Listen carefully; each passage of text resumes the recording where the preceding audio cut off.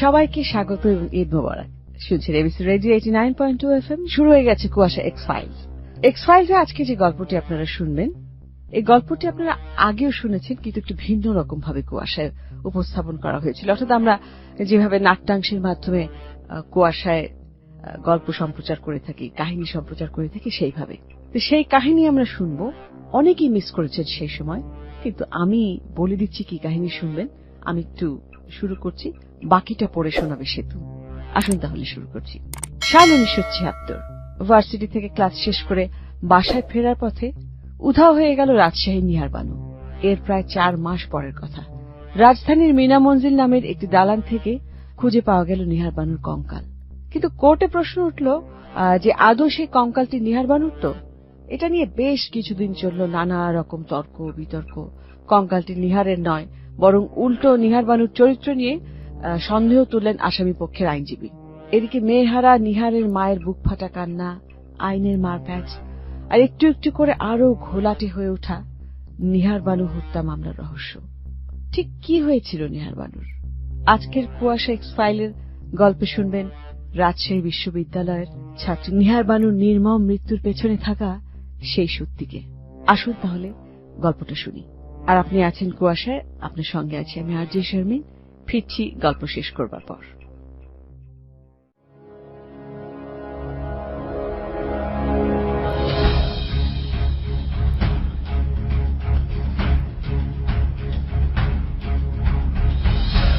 মেয়েটির পৈতৃক বাড়ি দিনাজপুরে, তবে বাবা নজিবুর রহমানের সরকারি চাকরির সুবাদে রাজশাহীতেই থাকত নিহার। সাথে 3 বোন, মা, বাবা আর ছোট ভাই। সবকিছু ঠিকঠাকই চলছিল। এমন সময় নিহারের পরিবারে হঠাৎ করে আঘাত হানে দারিদ্রতা। মুক্তিযুদ্ধ চলছে তখন দেশ জুড়ে, আর সেই যুদ্ধের ভেতরেই একদিন হারিয়ে গেলেন নিহারের বাবা সরকারি চাকরিজীবী নজিবুর রহমান। নিহারের বড় বোন মঞ্জিলা তখন মেডিকেল কলেজের ছাত্রী। বাবা মারা যাওয়ার পর পুরো পরিবারের দায়িত্ব চলে এলো মঞ্জিলার কাঁধে। চেষ্টার ত্রুটি করল না মেয়েটা। নিজের পড়াশোনার পাশাপাশি নিজের পরিবারকেও সামনে টেনে নিয়ে গেল সে, যেভাবেই হোক। কাজ আর পড়াশোনা দুটোই একসাথে চলছিল মঞ্জিলার। একটা সময় অবশ্য এই কষ্টের অবসান হল। 1973 সালে MBA পরীক্ষায় উত্তীর্ণ হল মঞ্জিলা। সরকারি মেডিকেল কলেজে ডাক্তার হিসেবে প্রবেশ করল সে। একটু একটু করে কাটতে থাকলো সংসারের উপরে এসে পড়া অন্ধকারের ছায়া। আবার একটু একটু করে সুখী থাকার স্বপ্ন দেখতে লাগলো পরিবারটি। নিহার বানু তখন রাজশাহী বিশ্ববিদ্যালয়ের ছাত্রী। মঞ্জিলার চাইতে বছর 3 ছোট সে। রাষ্ট্রবিজ্ঞান বিভাগের শেষ বর্ষের ছাত্রী নিহার বানু ছিল বিশ্ববিদ্যালয়ের অন্য সবার চাইতে অনেক বেশি আলাদা। বান্ধবীদের সাথে প্রতিদিন বিশ্ববিদ্যালয়ে আসত সে। ক্লাস শেষে ভার্সিটি বাসে করে বাসায় ফিরত। ভার্সিটির সবাই নিহারকে অসম্ভব শান্ত একটি মেয়ে হিসেবেই জানত। অনার্স ফাইনালের সময় পড়ালেখায় ব্যস্ত হয়ে পড়ল নিহার। ঠিক এই সময়ে তার পরিচয় হল বাবু নামের এক ছেলের সাথে। বাবু ছিল রাজশাহী বিশ্ববিদ্যালয়ের ছাত্র।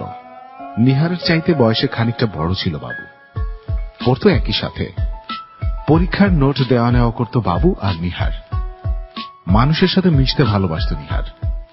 তাই বাবু নোট নেওয়ার বাইরেও বন্ধু হিসেবে কথা বলতে আসলে তাকে ফিরিয়ে দেয়নি সে।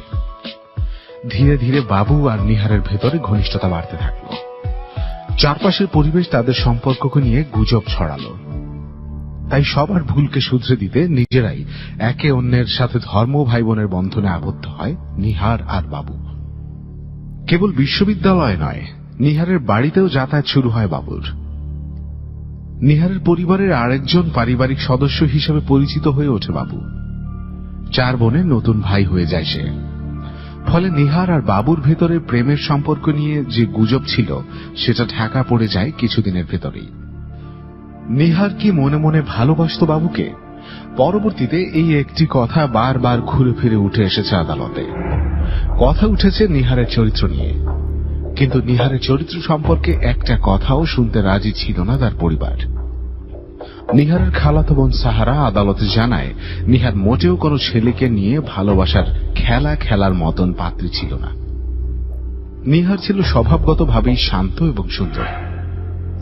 ছেলেদের নিয়ে এমন ভাবে বিয়ের বাইরে কোনো সম্পর্ক রাখার কথা ভাবতেও পারত না সে। নিহারের বান্ধবীরাও সাফ জানিয়ে দেয় নিহারের মনে বাবুর স্থান ছিল কেবল একজন ভাই হিসেবে। কিন্তু ঘটনা অন্যদিকে মোড় নেয় যখন 1976 সালের জানুয়ারিতে বিয়ে ঠিক হয়ে যায় নিহার বানুর। নিহার হত্যা মামলার মূল চরিত্র এই আহমদ হোসেন বাবু মুখে নিহারকে বোন বললেও মনে মনে আকাঙ্ক্ষা ছিল নিহারকে পাওয়ার। বিশ্ববিদ্যালয় পড়ুয়া রংপুরের এক সচ্ছল পরিবারের ছেলে বাবু। ভার্সিটিতে খেলোয়াড় হিসেবে বেশ নাম কুড়িয়েছিল সে। নবাব আব্দুল লতিফ হলের 217 নম্বর কামরার আবাসিক ছাত্র ছিল সে। মেয়েদের ভালোবাসার পাত্র ছিল বাবু। বিশ্ববিদ্যালয়ের অনেক মেয়ে ছিল বাবুর অনুরক্ত। মেয়েদের কাছ থেকে এমন ব্যবহার পেয়ে অভ্যস্ত ছিল সে। তাই নিহার যখন তাকে একেবারেই তুচ্ছ করে বিয়ের জন্য প্রস্তুত হয়ে পড়ে তখন আতে ঘা লাগে বাবুর। খানিকটা ভালো লাগা কাজ করছিল হয়তো তার নিহারের প্রতি। কিন্তু নিহার বাবুকে সামনে রেখে অন্য কারোর ঘরণী হওয়ার স্বপ্ন দেখায় ক্ষুব্ধ হয় বাবু। ভালোবাসা বদলে যায় জেদে। এতদিন পর্যন্ত কাউকেই কিছু বলেনি বাবু এসব ব্যাপারে। কিন্তু বিয়ের খবর পাওয়ার পরপরই হলের ঘনিষ্ঠদের কাছে নিহারের প্রতি নিজের ভালোবাসার কথা প্রকাশ করে বাবু। আদালতে বাবুর হলের রুমমেট রাশেদুজ্জামান জানায় বাবু তার বন্ধু আহসানুল হক, শহীদুল ইসলাম আর এনামুল হককে প্রায় বলতো নিহারকে ছাড়া তার জীবন বৃথা। বলতো যে করেই হোক নিহারকে আমার চাই চাই। বন্ধুদের কাছে সাহায্যও চেয়েছিল বাবু। বলেছিল যে কোনো কিছুর বিনিময়ে হোক নিহারকে তার চাই। অন্য কোথাও নিহারের বিয়ে হবে সেটা মোটেও মানতে রাজি ছিল না বাবু। বাবুর অবস্থা দেখে 1976 সালের 23 জানুয়ারি হলের 217 নম্বর রুমে এক মিটিং এর আয়োজন করে ইনামুল, শহীদুল, আহসান আর বাবু। মিটিং এর সিদ্ধান্ত হয় 25 জানুয়ারি শহরের হেতেমখা কলাবাগানের মিনা মঞ্জিলে নিহারকে নিয়ে যাওয়া হবে। সেখানে নিহারকে বিয়ের প্রস্তাব দেবে বাবু। 25 জানুয়ারি 1976 শারদাতে রাষ্ট্রবিজ্ঞান বিভাগের বনভোজন ছিল। বাবু নিহারকে বনভোজনে যেতে নিষেধ করে দেয়। তার আর অপেক্ষা করার মতো মানসিকতা ছিল না। ইচ্ছা ছিল সেদিনই নিহারকে ভালোবাসার কথা বলার, বিয়ের প্রস্তাব দেওয়ার। নিহারকে বলা হয় বাবুর এক আত্মীয়ের বাসায় দাওয়াত খেতে যাবে ওরা সেদিন। সাথে নিহারকে যাওয়ার প্রস্তাব দেয় বাবু। মূল পরিকল্পনা যদিও ছিল মিনা মঞ্জিলে যাওয়ার। পরিকল্পনা মতো 25 তারিখ সকাল 10টায় নিহারের বাসায় যায় শহীদুল। কিন্তু নিহার বাসায় ছিল না। সে পিকনিকে চলে গিয়েছিল বাবুর কথা না শুনে। নিহারের এই কাজে রেগে যায় বাবু আর শহীদুল। যে পরিকল্পনা তারা করেছিল সেটা পুরোপুরি ভেস্তে যায় তাদের। আবার মিটিং হয়। 26 তারিখের সেই মিটিং এ সিদ্ধান্ত হয় যেভাবেই হোক 27 তারিখে নিহারকে মিনা মঞ্জিলে নিয়ে আসা হবে। এবার আর ভালোবাসা নয়, একটু অহেতুক জোর কাজ করছিল তাদের মধ্যে। বাবুর মনের ভাব অনেকটা এরকম ছিল যে এটাই শেষ চেষ্টা।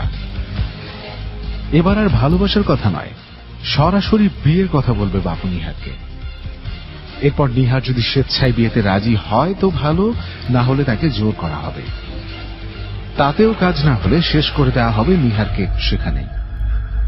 পরদিন দুপুরে সবাই আগে থেকে মিনা মঞ্জিলে গিয়ে হাজির। অপেক্ষা ছিল বাবু আর নিহারের। নিহারকে নিয়ে আসার কথা ছিল বাবুর। নিহারের বান্ধবী নাজনীন জানায় সকাল 8টায় বাসে করে তারা ক্লাসে যায়। এরপর আরো দুটো ক্লাস তাদের ছিল, কিন্তু ক্লাস বাতিল হয়ে গেলে বাসের দিকে রওনা হয় তারা। বিশ্ববিদ্যালয়ের অ্যাডমিনিস্ট্রেটিভ বিল্ডিং এর কাছে যেতেই বাবু ডাকে নিহারকে। নাজনীনকে অপেক্ষা করতে বলে নিহার। একটু পাশে চলে যায় সে। 10-12 মিনিট তারা সেখানে দাঁড়িয়ে কথা বলে। পরে নাজনীন নিহারকে যাওয়ার জন্য তাড়া দিলে নিহার নাজনীনকে চলে যেতে বলে। সে জানায় সে বাবুর সাথে যাচ্ছে, একটু পরে ফিরে আসবে। কিন্তু সন্ধ্যা গড়িয়ে পরদিন সকাল হলেও আর কখনো বাড়ি ফেরেনি নিহার। পরিচিত অপরিচিত সবার বাসায় গিয়ে খোঁজ নেয় আব্দুর রহমান দুখু আর নিহারের ছোট ভাই রেজাউল করিম বাবুল। বিশ্ববিদ্যালয়েও খোঁজ নেওয়া হয়। জানা যায় শেষবার নিহারকে অ্যাডমিনিস্ট্রেটিভ বিল্ডিং এর সামনে দেখা যায় বাবুর সাথে। কি হয়েছিল সেদিন? এই প্রশ্নের উত্তর খুঁজতেই ডাকা হয় নিহার হত্যা মামলার রাত সাক্ষী এনামুলকে। কিভাবে পাওয়া যায় এনামুলের খোঁজ? না, এত সহজে কিছু হয়নি। পরিচিত মানুষদের কাছে বোনের খোঁজ পেতে ধর্ণা দেন বড় বোন মঞ্জিলা। কোনো লাভ হয়নি। নিজের অল্প জানাশোনা সবার কাছেই ছোটে মঞ্জিলা। পরবর্তীতে 30 জানুয়ারি পরিচিত এক অবসরপ্রাপ্ত ডিএসপির মাধ্যমে স্থানীয় থানায় এজাহার করা হয় এ ব্যাপারে।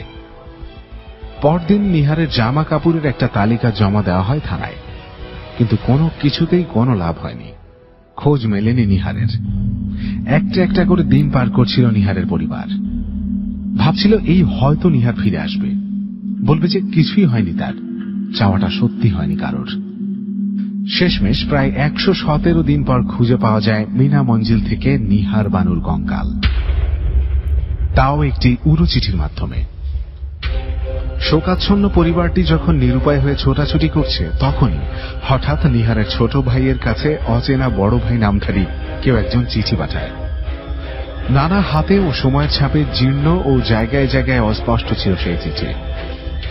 সেখানে নিহার সম্পর্কে তথ্য পাওয়া যায়। চিঠিতে জানানো হয় বিকেল 4:30 দিকে ভার্সিটি থেকে নিহার বাবুর সাথে রওনা দেয়। নিহার প্রথমে না যেতে চাইলে জোর করে বাবু। এক পর্যায়ে রাজি হয় নিহার। রিকশা করে মিনা মঞ্জিলে নিয়ে যাওয়া হয় নিহারকে। সেখানেই খাওয়া দাওয়া করার পর আরো অনেকটা সময় নানা বাহানায় আটকে রাখা হয় নিহারকে। নিহার চলে যেতে চাইলে টাল বাহানা করতে থাকে বাবু। তারপর নির্যাতনের পর একটা সময় শ্বাস বন্ধ করে মেরে ফেলা হয় নিহারকে। পরে কি করতে হবে বুঝতে না পেরে বাড়িওয়ালা আর ছেলেরা নিহারকে একটা ট্রাঙ্কের ভেতর লুকিয়ে মাটি চাপা দিয়ে দেয়। পরবর্তীতে সেখানেই ট্রাঙ্কের ভেতর থেকে নিহারের লাশ উদ্ধার করে পুলিশ। এনামুল রাত সাক্ষী হিসেবে আদালতে জানায় সেদিন কি হয়েছিল। খুব একটা সহজে মৃত্যু হয়নি নিহারের। নিজের সম্মান আর জীবন দুটির একটি বাঁচতে হয়েছিল নিহারকে। এনামুলের জবানবন্দি অনুসারে মিনা মঞ্জিলের ঘরে ঢোকার পরপরই নিহারকে প্রশ্ন করে বাবু। জানতে চায় কেন তাকে এখানে আনা হয়েছে, সেটা সে জানে কিনা। নিহারকে বিয়ের প্রস্তাব দেয় বাবু। নিহার বাবুকে বোঝানোর চেষ্টা করে যে তাদের সম্পর্কটা ভাই বোনের। বিয়ের কথা নিহার ভাবতেও পারে না। বাবু তাতে রেগে যায়। সে তখনই নিহারকে বিয়ে করতে চায়। নিহার চিৎকার করবে বলে ভয় দেখায়।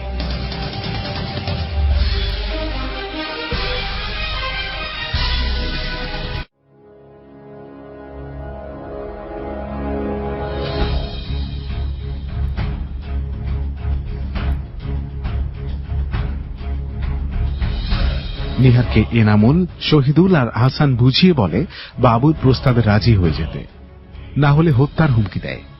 শাড়ির ফাঁস পরানো হয় নিহারের গলায়। সেটা হাতে নিয়েই নিহারকে জিজ্ঞেস করতে থাকে বাবু। বারবার বলতে থাকে নিহার তার প্রস্তাবে রাজি কি না, কিন্তু হার মানেনি নিহার। শাড়ির প্যাচটা গলাতেই ছিল, সেটাকে একটু একটু করে শক্ত করতে থাকে বাবু। নিহার বাবুর হাত কামড়ে দেয় পালাবার জন্য, কিন্তু একটু ঢিলে পড়ে না ফাঁসে। বাড়তে থাকে গলার চাপ। একটা সময় এভাবেই মারা যায় নিহার। মুখ আর নাক দিয়ে সামান্য রক্ত বেরিয়ে আসে তার। মিনা মঞ্জিলে মৃত্যু হয় নিহারের। এই ঘটনার পরপরই মৃতদেহটিকে কাত করে শুয়ে রাখা হয়। তারপর লাশ মিনা মঞ্জিলে রেখেই সেখান থেকে সবাই যার যার জায়গায় ফিরে যায়। সেখান থেকে দুপুরের খাওয়া শেষ করে বিকেলে সব হত্যাকারীরা মেডিকেল কলেজ ক্যান্টিনে একটা ট্রাঙ্ক কিনে আনা হয়। কিন্তু নিহারের শরীর কাঠ হয়ে গিয়েছিল ততক্ষণে। ট্রাঙ্কে ভরা যাচ্ছিল না, বিধায় লাশটিকে কাপড় সহ মাটিতে পুঁতে ফেলা হয়। তবে মাটিতে পোতার আগে নিহারের হাতের ঘড়ি আর পার্স খুলে রাখে হত্যাকারীরা। এরপর মিনা মঞ্জিলের প্রাঙ্গণে সিমেন্টের প্লাস্টার দিয়ে লাশকে একেবারেই সবার কাছ থেকে সরিয়ে ফেলার চেষ্টা করে বাবু। এজন্য শহীদুলকে 1600 টাকার একটা চেক লিখে দেয় সে। কিন্তু এত কিছু করেও সত্যিটাকে চাপা দিতে পারেনি বাবু। রাজশাহীতে তৎকালীন প্রথম শ্রেণীর ম্যাজিস্ট্রেট হিসেবে নিয়োজিত বগুড়ার মহকুমা প্রশাসক এবং বাদীপক্ষের সাক্ষী খামেদুল ইসলাম জানান, পারিবারিক জানাশোনা থেকেই এই ঘটনায় আগ্রহী হন তিনি। 29 তারিখ মঞ্জিলা তাকে সব বৃত্তান্ত খুলে বলেন। পুরোটা ঘটনা শুনেই আর বসে থাকবেন না বলে সিদ্ধান্ত নেন তিনি। 29 তারিখ সকালে মঞ্জিলার অনুরোধে ভার্সিটিতে যান তিনি। সেখানে রাষ্ট্রবিজ্ঞান বিভাগের চেয়ারম্যান ডক্টর শামসুল হকের সঙ্গে কথা বলেন। বাবুর খোঁজ নেওয়া হয়। জানা যায় বাবু সেদিন ক্লাসে উপস্থিত ছিল, তবে ক্লাস শেষে তাকে পাওয়া যায়নি। ফলে চেয়ারম্যান খাদেমুল ইসলামকে বাবুর হল প্রভোস্ট ডক্টর গোলাম সাকলাইনের কাছে নিয়ে যান। সেখানে জানা যায় যে বাবু দুপুরের ভাত খেতে হলে ফিরলেও তাড়াহুড়ো করে ঢাকা চলে যায়। বলে যায় তার চাকরি হয়েছে, তাই এখন ঢাকাতে যেতে হবে চাকরিতে যোগ দিতে। বাবুর খোঁজ নিতে রংপুরে লোক পাঠানো হয়। পারিবারিক আত্মীয় দুফুকে মার্চের দিকে রংপুরে পাঠানো হয়। দুফুর সাথে দেখা হয় বাবুর, কিন্তু এবারেও নাটক করে বাবু। প্রথম দেখাতেই এতদিনের চেনা পরিচিত দুফুকে না চেনার ভান করে সে। শুধু তাই নয়, যার জন্য এত ঘটনা সেই নিহারকেও চেনো না বলে সে জানায়। কিন্তু তাতে দমে যায়নি পুলিশ। সাধারণ পুলিশের কাছ থেকে সিআইডি পুলিশের হাতে কেস ন্যস্ত করা হয়। ইন্সপেক্টর আহমদ কায়ুম বক্স নতুন করে সবকিছু খোঁজার চেষ্টা করেন। 3 মাস পরের কথা, হঠাৎ করে গোয়েন্দা অফিসারের মাথায় আসে নতুন এক চিন্তা। সোজা অগ্রণী ব্যাংকের ভার্সিটি শাখায় চলে যান তিনি।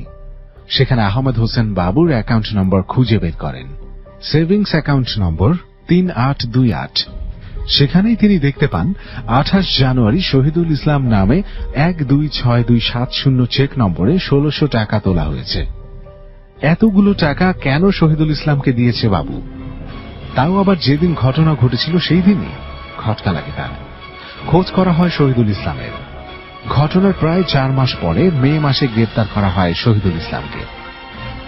সাথে আরো গ্রেপ্তার করা হলো এনামুলকেও। শেষ পর্যন্ত তাদের জবানবন্দিতে জানা যায় নিহারের লাশ কোথায় আছে। 12 জুন ম্যাজিস্ট্রেট আলতাফ হোসেন, পরিবারের মানুষ আর স্থানীয়দের উপস্থিতিতে তুলে আনা হলো নিহারের লাশ। শহীদুল আর এনামুলের কথা মতোই মিনা মঞ্জিলের মাটির নিচে পাওয়া যায় নিহারের বাক্সবন্দি লাশ। ততক্ষণ অবশ্য সেটা কঙ্কাল হয়ে গিয়েছে। তবে কঙ্কালই ছিলেন ফজলুল করিম। গোলাম আরিফ টিপু প্রথমেই বলে দিলেন নিহার বানু মারাই যায়নি। সে তার প্রেমিক বাবুর সাথে বিয়ে করে ভারতে পালিয়ে গিয়েছে এবং সেখানে সুখে শান্তিতে সংসার করছে। ঝড় উঠে যায় পুরো আদালতে জনাব টিপুর এই একটি কথাতেই। আবার সবার মনে প্রশ্ন জাগে, নিহার বানু কি সত্যিই মরেনি? গোলাম আরিফ টিপু এটাও প্রমাণ করতে চেয়েছিলেন যে নিহার বানু পারিবারিকভাবে খুব একটা শান্তিতে ছিল না। বিয়ে করতে চাচ্ছিল নিহার, আর সেটা পরিবারের ভেতর থেকে সম্ভব হচ্ছিল না, আর সেই কারণেই বাড়ি থেকে পালিয়ে যেতে চেয়েছিল সে। এক্ষেত্রে তিনি উদাহরণ টানেন ভারত থেকে সীমান্ত অতিক্রম করে প্রেমিককে নিয়ে পালিয়ে আসা চন্দ্রা ত্রিবেদী নামের এক মেয়ের কাহিনীকে। চন্দ্রা নিজের বাড়ি ছেড়ে এভাবেই পালিয়ে এসেছিল অন্য দেশে। নিহারের ক্ষেত্রেও এমন কিছু ঘটেছে বলেই জানান তিনি।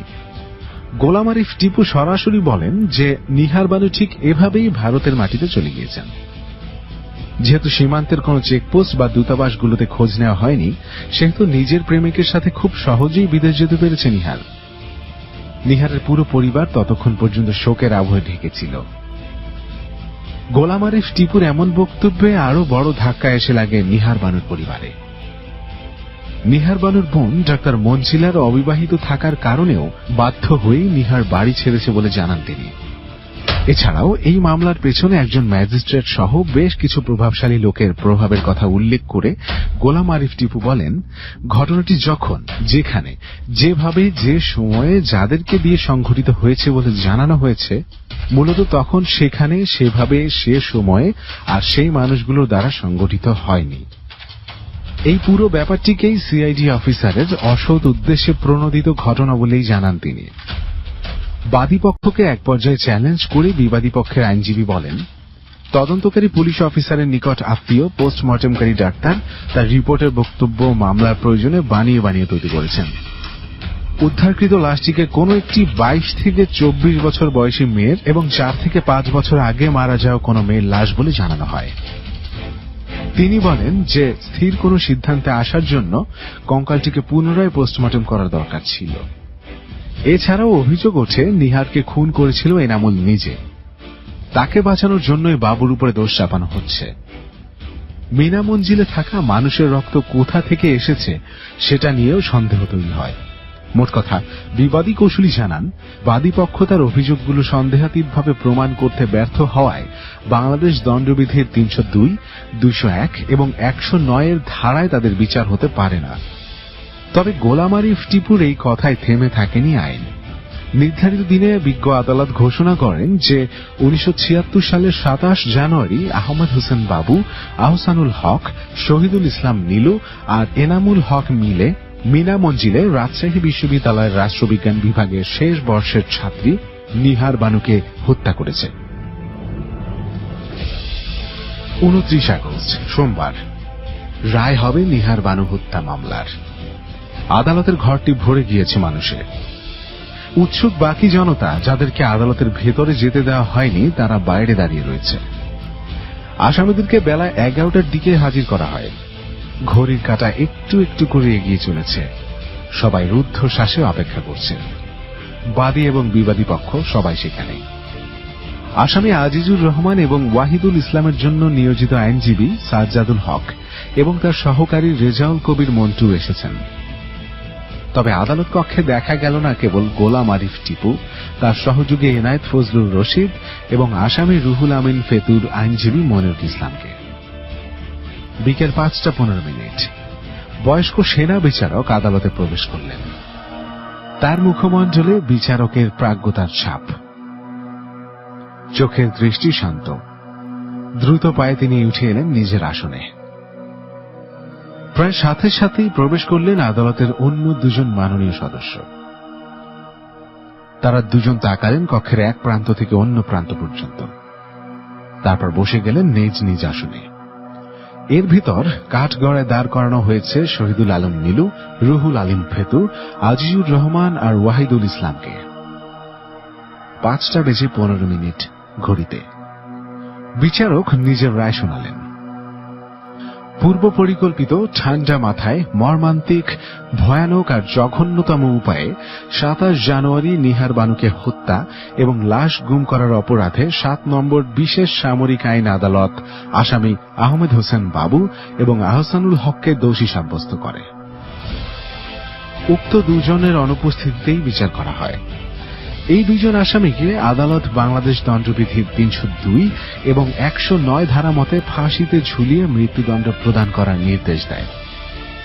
আসামি শহীদুল ইসলাম নীলুকেও একই অভিযোগে মৃত্যুদণ্ড প্রদান করা হয়।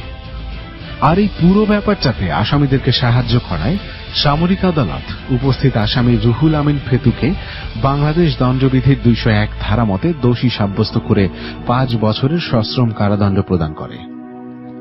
আসামি আজিজুর রহমান এবং ওয়াহিদুল ইসলামকে তাদের বিরুদ্ধে আনিত অভিযোগের নির্দোষ প্রমাণিত হওয়ায় বেকসুর খালাস দিয়ে দেওয়া হয়। আদালত মন্তব্য করেন, পূর্ব পরিকল্পিত ও ঠান্ডা মাথায় বিশ্ববিদ্যালয়ের কিছু ছাত্রের দ্বারা একই বিশ্ববিদ্যালয়ের ছাত্রী ও সহপাঠিনীকে হত্যা করার ঘটনা সন্দেহাতীতভাবে রাজশাহী বিশ্ববিদ্যালয় কর্তৃপক্ষ ও ছাত্রাবাস কর্তৃপক্ষের প্রশাসনিক ব্যর্থতাই প্রমাণ করেছে। ছাত্রদের হলের ভেতরে রাতের বেলায়ও ইচ্ছেমতো যাতায়াত নিয়ে প্রশ্ন তোলেন আদালত। মন্তব্য করেন, বিশ্ববিদ্যালয় হচ্ছে ছাত্র সমাজের জন্য একটি পবিত্রতম স্থান।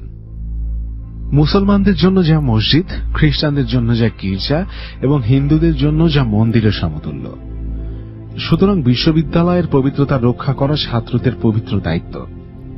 বিশ্ববিদ্যালয়ের ছাত্ররা হলেন ভবিষ্যতের বুদ্ধিজীবী, দেশ পরিচালনাকারী এবং দেশের ভাগ্য নির্ধারণের কাণ্ডারী। তাই বিশ্ববিদ্যালয়ের ভেতরে নিজের সহপাঠিনীর প্রতি এমন আচরণ দুঃখজনক বলে জানান আদালত। আসামি আহমদ হোসেন বাবুকে এখনো পর্যন্ত আটক করা সম্ভব হয়নি।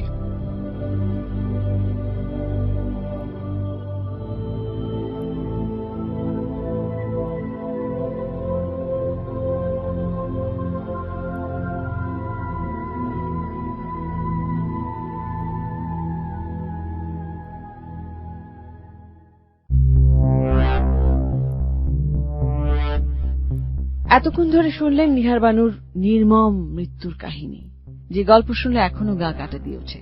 আর কাহিনীটি আপনাদের পড়ে শোনালো সেতু। আপনি আছেন এবিসি রেডিও 89.2 FM এ কুয়াশায় আর জি শারমিনের সাথে। আর সময় হয়ে গেছে আমাদের মূল গল্পে যাবার, অর্থাৎ কুয়াশার যে মূল কাহিনী সেটাই যাবার। আজকের কাহিনীটি লিখেছেন সাদিয়া বৃষ্টি, নাট্যাংশে পরিচালনা ছিলেন সাকিব ফারজানা, আর সাউন্ডে ছিলেন খন্দকার গালিব। আসুন তাহলে শুরু করছি গল্পের প্রথম পর্ব, তারপরে আবারও ফিরে আসছি। সঙ্গেই থাকবেন। আপনি শুনছেন কুয়াশা, এবিসি রেডিও 89.2 FM এ।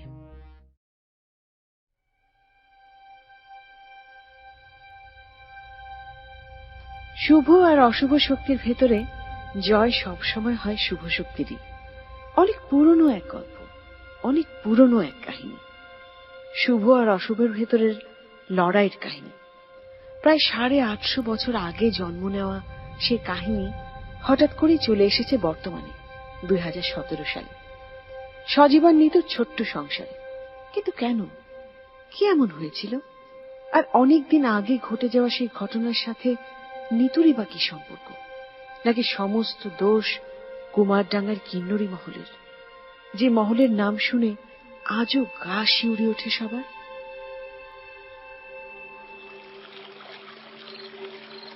কি হলো মাঝি, এর চাইতে দূরে যাওয়া যায় না নাকি? নিয়ে চলেন না, খুব ভালো লাগছে। আহা, নদীর এত গভীরে যাওয়ার কোনো দরকার নেই নিতু। একদিনের জন্য বেড়াতে এসেছো, সব জায়গায় কি আজকেই দেখে শেষ করবে নাকি? পারলে সমস্যা কি, দেখি না কতটুকু পারি। আচ্ছা আচ্ছা ঠিক আছে, আর কোথাও যাব না। এই নদীটা ঘোরা শেষ হলে সোজা ঘরে যাব, ঠিক আছে? যত তাড়াতাড়ি সম্ভব চলে যাওয়াই ভালো। এই জায়গাটা সম্পর্কে খুব একটা ভালো কিছু শুনিনি কখনো। ওসব খালি গল্প কাহিনীতেই থাকে, না হলে মানুষকে ভয় পাওয়াবে কি করে? দেখো গিয়ে, হয়তো এখানে খারাপ লোকেরা বাসা বেঁধেছে, তাই এমন গল্প ছড়িয়েছে। ভূতের গল্প, মানুষকে তাড়ানোর জন্য। সেটা হলেও তো আমাদের এখানে বেশিক্ষণ থাকা ঠিক হবে না। ভূত হোক কিংবা খারাপ মানুষ, বিপদ তো আছেই। আর যে গল্পটা শুনেছি এই জায়গাটা নিয়ে, তাতে কোনো ভূত ছিল না, ছিল একটা জাদুকরী। ধুর, বাদ দাও তো, ওসব এখন আর বলতে হবে না। পরে আবার দেখা যাবে এসব বলতে গিয়ে তুমিই ভয় পেয়ে গিয়েছো। আর শোনো, আমার আর ভাল লাগছে না, গা কেমন জানি গুলাচ্ছে। চলো চলো, হোটেলে ফিরে যাই। দুপুরে খাওনি তো তেমন কিছু, এখন ঘুরতে আসার পর থেকেই টই টই করে ঘুরে বেড়াচ্ছ। শরীর তোমার খারাপ হবে না তো কার হবে? আচ্ছা ঠিক আছে মাঝি, আমাদের পাড়ে নিয়ে চলেন। আচ্ছা, এই মাঝিটার কি ভয় নেই নাকি? হবে তোমার মতন, ভয় ডর নেই। আরে, উনি তো থামছেনই না, উল্টোও ঘুরছেন না। কি হলো একটু দেখো তো গিয়ে। এই যে, কি হলো কি আপনার? আমরা আর ঘুরবো না তো এখানে, চলুন নিয়ে যান আমাদেরকে পাড়ে। ব্যাটার মতি গতি তো ভালো ঠেকছে না। আমার কেমন যেন ভয় ভয় করছে নিতু। মাঝিটা ওর মাথা তো এদিকে ঘোরাচ্ছেই না, গায়ে হাত দেবো তাতেও কেমন যেন ভয় লাগছে। কি করা যায়? আরে, নৌকাটা এমন দুলছে কেন? ঢেউ হঠাৎ বেড়ে গেল কি করে? নিতু, তুমি শুধু শুধু ভয় পাচ্ছ। ভয় পাওয়ার মতো তো কিছু হয়নি, একটু বাতাস বেড়েছে। আর কিছু? অবশ্যই আর কিছু। আমি খুব ভালো করে জানি, নিশ্চয়ই কোনো অশুভ কিছু আছে এখানে। যেটার ভয় পেয়েছিলাম সেটাই নিশ্চয়ই হয়েছে। কিন্তু কিন্তু কি হচ্ছে সব? ভূত মানে ওই জাদুকরি নাকি? জানি না। জানো না? জানো না মানে কি? তুমি না বললে সন্ধ্যার পর এখানে থাকি? কি যেন বললে, এসব জায়গায় অন্ধকার না নামলে ঘুরে মজা কি? এবার বোঝো, এবার সামলাও ঠেলা। এখান থেকে আর ফিরতে পারলে হয়। এমন কেন বলছো সজীব? সামান্য একটু কারণে? সামান্য একটু? তোমার কাছে এটা সামান্য কিছু লাগছে? আমি তোমার মতো না, বুঝলে? আসলে আসলে আমার উচিতই হয়নি তোমাকে বিয়ে করা। মা ঠিক বলেছিল, এমন উড়নচুরি মেয়েরা বাইরে থেকে দেখতেই ভালো, সংসার হয় না এদের দিয়ে। ভালোই ছিলাম, বেঁচে অন্তত ছিলাম, এবার হয়তো মরতেই হবে। খোদা, ও খোদা। সজীব, তুমি কিন্তু বাড়াবাড়ি করছো। বাড়াবাড়ি? বাড়াবাড়ি করছি আমি করেছি বাড়াবাড়ি? তুমি করেছো। তুমি তোমার বাড়াবাড়ির জন্য আজকে তুমিও মরেছো আর আমাকেও মারছো। আপনারা কিছু কইতেছেন? ফিরমু, আমার কানে কিন্তু ভালো শুনি না। জোরে না কথা কইলে আমার কানের পাশ দিয়ে কথা জায়গা। পাড়ে নিয়ে যান আমাদের। আইসা যাইতাছি। মাত্র 2 মাস হলো বিয়ে হয়েছে নিতু আর সজীবের। ভার্সিটির সবচেয়ে দুরন্ত মেয়ে হিসেবে পরিচিত ছিল নিতু। আর এই দুরন্তপনায় টেনেছিল খুব করে পড়াশোনায় মনোযোগী সজীবকে। নিতু সজীবকে ভালোবাসে মনে মনে, সেটা সকলে জানত। নিতু যে আলাভোলা সজীবকে পছন্দ করত না তা নয়, তবে নিজের দুরন্তপনার আড়ালে সব ভালো লাগাকে ঠেকে নিয়েছিল সহজে। তাই হুট করে লাস্ট ইয়ারে যখন ও সজীবকে বিয়ের কথা বলল, তখন সে বেশ ঘাবড়ে গিয়েছিল। মেয়েটা পাগল নাকি? প্রথমে এমনটাই মনে হয়েছিল সজীবের, তবে ভালোও লেগেছিল। না করতে পারেনি নিতুকে। কিভাবে করবে? নিতুর সব পাগলামিও তখন ভালো লেগেছিল তার। সজীবের মা অবশ্য প্রথমে রাজি হয়নি, কারণ মেয়ে পছন্দ হয়নি তার। ছেলেকে বলেও দিয়েছিলেন, পাত্তা দেয়নি সজীব। বিয়ের পর অনেক রাতে ঘুম থেকে উঠে রাস্তায় বের হতে হয়েছে নিতুর সাথে। মাঝ রাতে ফুল ভলিউমে গান শোনা, প্রতি ছুটির দিনে শান্তির ঘুম কামাই দিয়ে ঘুরতে যাওয়া, ঘরকুনো আর মুখচোরা সজীব সবই করছিল। ছেলের অবস্থা দেখে আরো শক্ত হয়ে গিয়েছিলেন সজীবের মা। তবে তাতে দমেনি সজীব। নিতুর প্রতি মোহ কমেনি। শেষমেশ তাই 6 মাস পর চাকরি পেতে না পেতেই বিয়েটা করে ফেলেও নিতুকে। সে নিতুকে ভালোবাসে, নিতুও ভালোবাসে ওকে। কিন্তু মনে মনে যে তিক্ততা জমে উঠেছিল সেটা আজকের আগে বুঝতে পারেনি ও। কুমারডাঙ্গা বেড়াতে এসেছে নিতু আর সজীব। পরিচিত কেউ নেই। অনলাইনে একটা ট্রাভেল গ্রুপে জায়গাটা সম্পর্কে পড়েই ছুটে এসেছিল ওরা। ছুটি মেলে না অনেক দিন। খুব চেষ্টা করে 2 দিনের ছুটি ম্যানেজ করে বেরিয়ে পড়েছিল ওরা। নিতুর অনেক বলায় এখনকার কিন্নরি মহলেও এসেছিল সন্ধ্যার দিকে। কিন্নরি মহলটা সম্পর্কে খুব একটা সুবিধার কিছু শোনেনি কারো কাছ থেকে ওরা। অন্তত এখানে আসা পর্যন্ত অনেকগুলো ভয়ঙ্কর কাহিনী শোনা হয়ে গিয়েছে। ভূতকে ভয় পায় সেটা সজীবের বলার সাহস হয়নি নিতুকে। ফেরার পথে রাতের বেলা বাসে উঠে মনে হলো হয়তো আগে থেকে নিজের ভয়ের কথাটা জানিয়ে দিলে ভালো করত সজীব। তার পাশে নিতু হেলান দিয়ে বসে আছে। কেবল ঘুমোচ্ছে নাকি রাগে মুখ ফিরিয়ে আছে কে জানে। সজীব একবার কথা বলার চেষ্টা করল। নিতু, নিতু, ঘুমিয়ে পড়লে নাকি? না, ঘুমাইনি আমি। আমার সাথে রাগ করেছো তুমি, তাই না? আমি আসলে ওভাবে বলতে চাইনি। নিতু, এই সরি, আমি সত্যি সরি। সরি? আমি সত্যি তোমাকে অনেক ভালোবাসি। তাই বাসিস? ভূত, ভূত! কি কি হয়েছে? কি হয়েছে তোমার? ভয় পেলে কিসে? সিট থেকে পড়ে গেলে কিভাবে? ও ও এই এই সজীব, কি হয়েছে? ছবে না, ছবে না তুমি আমাকে। তুমি তুমি নিতু না, তুমি নিতু না। মানে? এই যে আমি নিতু, এরকম করছো কেন? হলোটা কি? কিছু বলবে নাকি এমন নিচেই পড়ে থাকবে? এই উঠে বসো তো, আগে উঠে বসো। কি হয়েছে এবার বলো তো? কি হয়েছে তোমার? চিৎকার দিলে কেন? বাসের সিট থেকে বা পড়লে কিভাবে? নিতু, নিতু, একটু আগে তোমার সাথে যখন কথা বলছিলাম। কথা বলছিলাম মানে? আমি তো ওই কিন্নরি মহল থেকে বেরোনোর পর তোমার সাথে কথাই বলিনি। কিন্তু বাসে উঠে বললে তো। এই যে আমি যখন সরি বললাম। আমি ঘুমিয়ে পড়েছিলাম, আমি তোমার সাথে কথা বলিনি। বাসে উঠেই ঘুমিয়ে পড়েছিলাম। কার সাথে কথা বলেছো তুমি? মাথা ঠিক আছে তো? জানি না নিতু, জানি না। আমি তোমাকে ভালোবাসি বলার পর তুমি তুমি আমি? তোমার মুখের ছায়া পড়েছিল জানালায়। ওটা হঠাৎ খুব ভয়ঙ্কর একটা মুখ হয়ে গেল, জ্বলে যাওয়া মুখ। আর আমাকে বলল, ছাই বাসিস। নিতু, আমি কি পাগল হয়ে যাচ্ছি নিতু? আচ্ছা আচ্ছা, উল্টো পাল্টা ভাবছিলে বলেই এমন দেখেছো, বুঝলে? আমি তোমার সাথে কথাও বলিনি। নিশ্চয়ই নিজে নিজে এত কিছু ভেবে নিয়েছো তুমি। চলো, আর রাগ করে কাজ নেই, এসো। এ নাও, আমার কাঁধে মাথা রেখে ঘুমিয়ে পড়ো। আচ্ছা, কিন্তু একটা শর্তে। কি? তুমি ঘুমিও না। ওই জিনিসটা যদি আবার আসে, ঘুমিও না প্লিজ। আচ্ছা ঠিক আছে, এমনিতেও আমার ঘুম হয়ে গিয়েছে। তুমি ঘুমো, আমি ঘুমোবো না। রাতে আর কোনো ঝামেলা হলো না। ঠিকঠাক পরদিন বাসায় পৌঁছল সজীব আর নিতু। এই ঘটনার কথা বাসায় কাউকে বলল না সজীব। নিতু তো আমলই নেয়নি পুরো ব্যাপারটা, বরঞ্চ ওর একটু অবাক লাগছে, আবার হাসিও পাচ্ছে। এত বড় একটা ছেলে, এত পড়াশোনা করা ছেলে, সে কিনা ভূতের ভয় জড়সড় হয়ে থাকে। এই সজীবকে যেন চিনতই না নিতু। মায়া লাগলো ওর।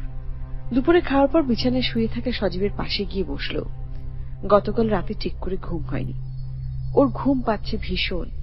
মাথায় হাত রাখলো নিতু সজীবের। ঘুমিয়ে পড়েছে সজীব। পাশে বসে থাকতে থাকতে নিতুর নিজেরও চোখ বন্ধ হয়ে এলো। কিন্তু খুব তাড়াতাড়ি একটা চিৎকার শুনে চোখ মেলল নিতু। পাশে তাকালো, সজীব বিছানায় নেই, মেঝেতে পড়ে আছে সজীব, আর এক টানা চিৎকার করে যাচ্ছে। নিতু তাড়াতাড়ি গিয়ে হাত রাখলো সজীবের মাথায়। সজীব জ্ঞান হারালো।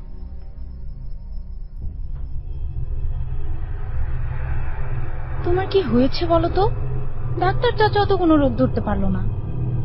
নিতু, আমার একটু কথা ছিল তোমার সাথে। বলো, আমি তো আছি। না না, আর সবার সামনে না, একটু একা কথা বলবো। ঠিক আছে। মা, সজীব ঘুমাবে বলছে। অনেকক্ষণ তো এখানে আছেন, আপনার দুপুরে খাওয়াও হয়নি। আপনি বরং গিয়ে খেয়ে নিন, আমি আছি এখানে, ওকে দেখে রাখছি।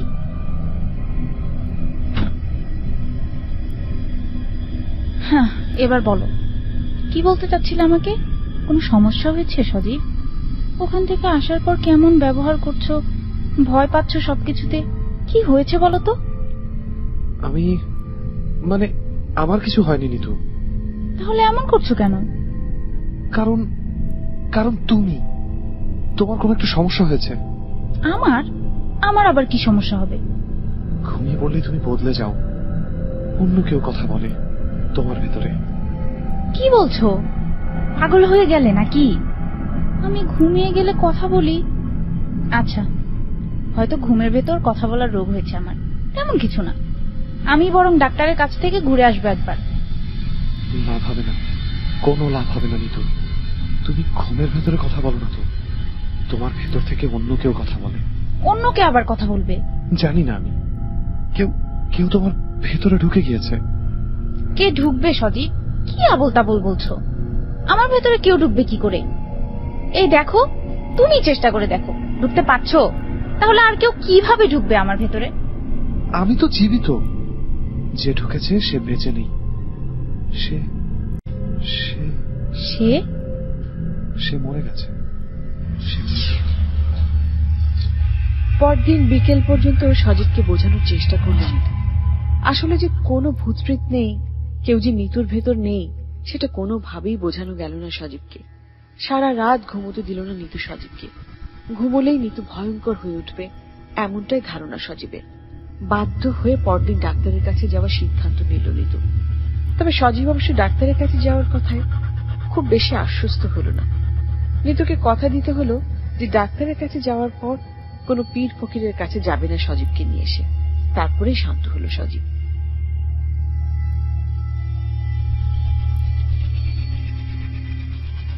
কি হলো বলুন তো?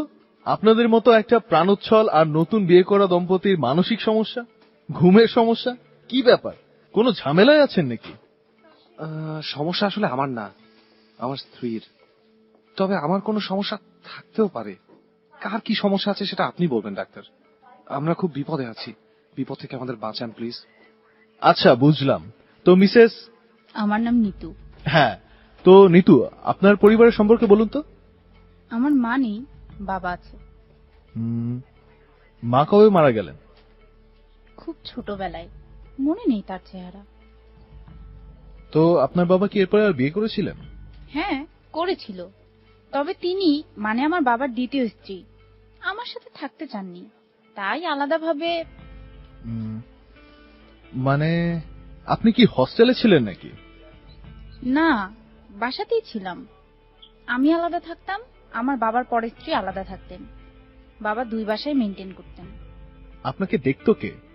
মানে আপনি তো ছোট ছিলেন, আপনার খেয়াল রাখার ব্যাপারে। কাজের মানুষ ছিল, আর ততটা ছোট ছিলাম না আমি। বাবা যখন আবার বিয়ে করে তখন আমার বয়স 8। এরপর বাবার নতুন স্ত্রীর আমাকে নিয়ে সমস্যা শুরু হয় 10 বছর বয়সে। তাই একেবারে নিজেকে সামলাতে পারবো না তেমনটা ছিলাম না। খারাপ লাগতো না একা থাকতে? লাগতো, মানে আমি মানিয়ে নিয়েছিলাম নিজেকে। সে সময় কোনো সমস্যা হয়েছিল না তো। আর মিস্টার সজীব, উনি স্বামী হিসেবে কেমন? আপনার এই বাড়িতে কোনো সমস্যা হচ্ছে না তো? না না, ও খুব খেয়াল রাখে আমার। আমি নিতুকে ভালোবাসি ডাক্তার। ওর কোনো কষ্ট হবে আর আমি সেটা দেখব, এমনটা তো হওয়ার নয়। তবে মাত্র আমরা কুমারডাঙ্গা থেকে ঘুরে এসেছি, সেখানে একটা ব্যাপারে মনে হয়েছিল সজীব হয়তো আমাকে নিয়ে কোনো কারণে সমস্যা আছে। মানে মনে মনে হয়তো আমাকে নিয়ে সুখী না। কি হয়েছিল একটু খুলে বলুন তো। আসলে ডাক্তার, আপনাকে বলতে কোনো দ্বিধা নেই, আমি খুব ভয় পাই ভূত প্রেতে। এবার কুমারডাঙ্গায় যখন গেলাম বেড়াতে, নিতু জোর করলো ওখানে কিন্নরি মহলে নিয়ে যাওয়ার জন্য। ওটা ওই জায়গার সবচেয়ে হন্টের জায়গা হিসেবে পরিচিত। আমি না করতে পারিনি। বুঝে বললাম নিতুকে ভালোবাসি, ও কিছু একটা চাইছে আর সেটা না বলবো এমনটা ইচ্ছে করেনি, তাই চলেই গেলাম মহলটাতে। নিতু জেদ ধরলো সন্ধ্যার পর ওখানে থাকবে। থাকলাম, নৌকায় চড়লাম। নৌকায় চড়ার সময় সমস্যা শুরু হলো। আমার কেমন যেন ভয় ভয় লাগছিল আগে থেকেই। নৌকায় উঠেই মনে হলো নিশ্চয়ই কোনো একটা ঝামেলা হবে এবার। নিতুকে বললাম ফিরতে। ও একটু ঝামেলা করলো বটে, তবে পরে ফিরতে চাইল। কিন্তু মাঝি আমাদের কোনো কথাই শুনল না। এত করে বললাম পাড়ে নিয়ে যান, সে ফিরেও তাকালো না। অন্ধকার, নদীর মাঝে নৌকায়, মাঝি কথা শুনছে না। এদিকে নদীতে ঢেউ বেড়ে গেল হুট করেই। আমি খুব ভয় পেয়ে আজে বাজে অনেক কথা বলে ফেললাম নিতুকে। আর তারপর থেকেই শুরু হলো এই সমস্যা।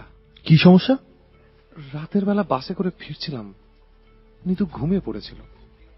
আর তখন ওর ভেতর থেকে কেউ একজন কথা বলল আমার সাথে। কার যেন কণ্ঠ শুনলাম। তাই নাকি? কি বলছিল সে কণ্ঠ?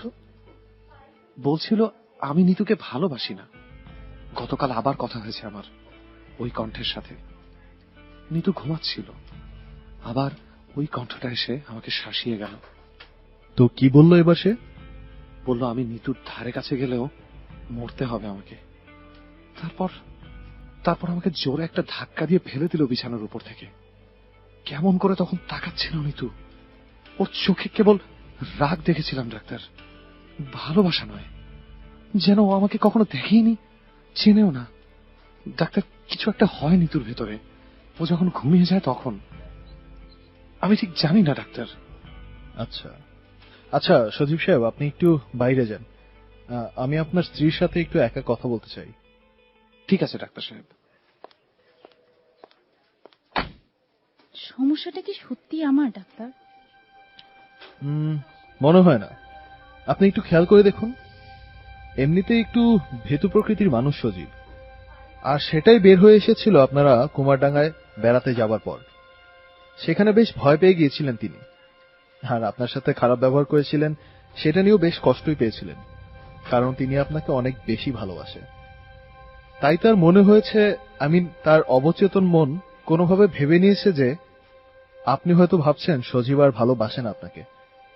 দেখুন, তাই হয়তো বাসের ভেতরে নিজের কল্পনায় আপনার মুখ থেকে সেই কথাগুলো শুনতে পেয়েছে মিস্টার সজীব। তার মানে সজীব পুরো ব্যাপারটাই শুনেছে কল্পনায়? সেটাই তো মনে হচ্ছে। আবার দেখুন, পরের বার সজীব আবারও ভেবে নিয়েছে যে আপনি চান না ওর সাথে থাকতে। ভয় পাচ্ছেন মিস্টার সজীব আপনাকে নিয়ে। তার ভেতরে সবসময় ভয় কাজ করছে যে আপনি হয়তোবা তাকে ছেড়ে চলে যাবেন।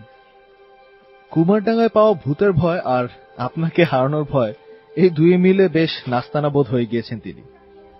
তাহলে এখন কি করব ডাক্তার? কিছুই না, আপনি জাস্ট ওনাকে বোঝান যে আপনি ওনার সাথে অনেক ভালো আছেন, ওনার সাথেই থাকতে চান। আর দু একদিন না হয় এমন ভান করুন যে ঘুমাচ্ছেন না, কিংবা পারলে না ঘুমিয়ে থাকার চেষ্টা করুন। সজীব ঠিক হয়ে যাবে তো ডাক্তার? হ্যাঁ, ঠিক হয়ে যাবে। চিন্তা করবেন না নিতু, মিস্টার সজীবকে নিয়ে বাড়ি চলে যান।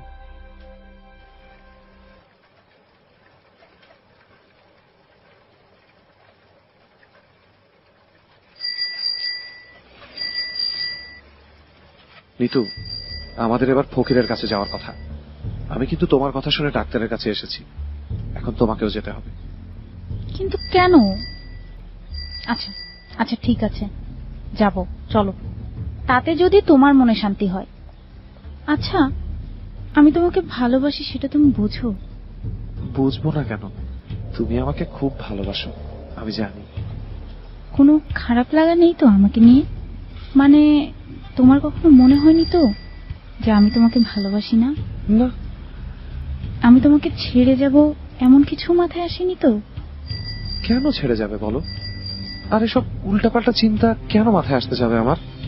আমি খুব ভালো করে জানি তুমি আমার সাথে থাকবে সব সময়, আর যেতে চাইলেও আমি যেতে দেব না। এই কি হলো, কি ভাবছো? না না, কিছু না।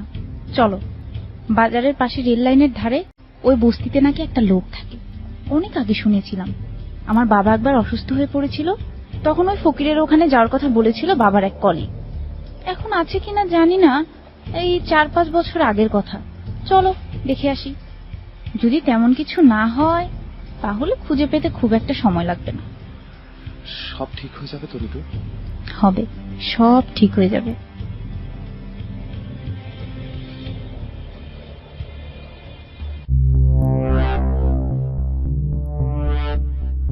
এতক্ষণ গল্পের প্রথম পর্বে আমরা যেটা দেখলাম সেটা হচ্ছে নিতু এবং সজীব নতুন বিয়ে করেছে এবং নিতু কিছুটা পাগলাটে স্বভাবের। মাঝরাতে উঠে তার সঙ্গে ড্রাইভে যেতে হয়, গান শুনতে হয়, আরো ইত্যাদি নানা কিছু আছে এবং কিছুটা তাদের সম্পর্ক তিক্ততার পর্যায়ে চলে গিয়েছিল।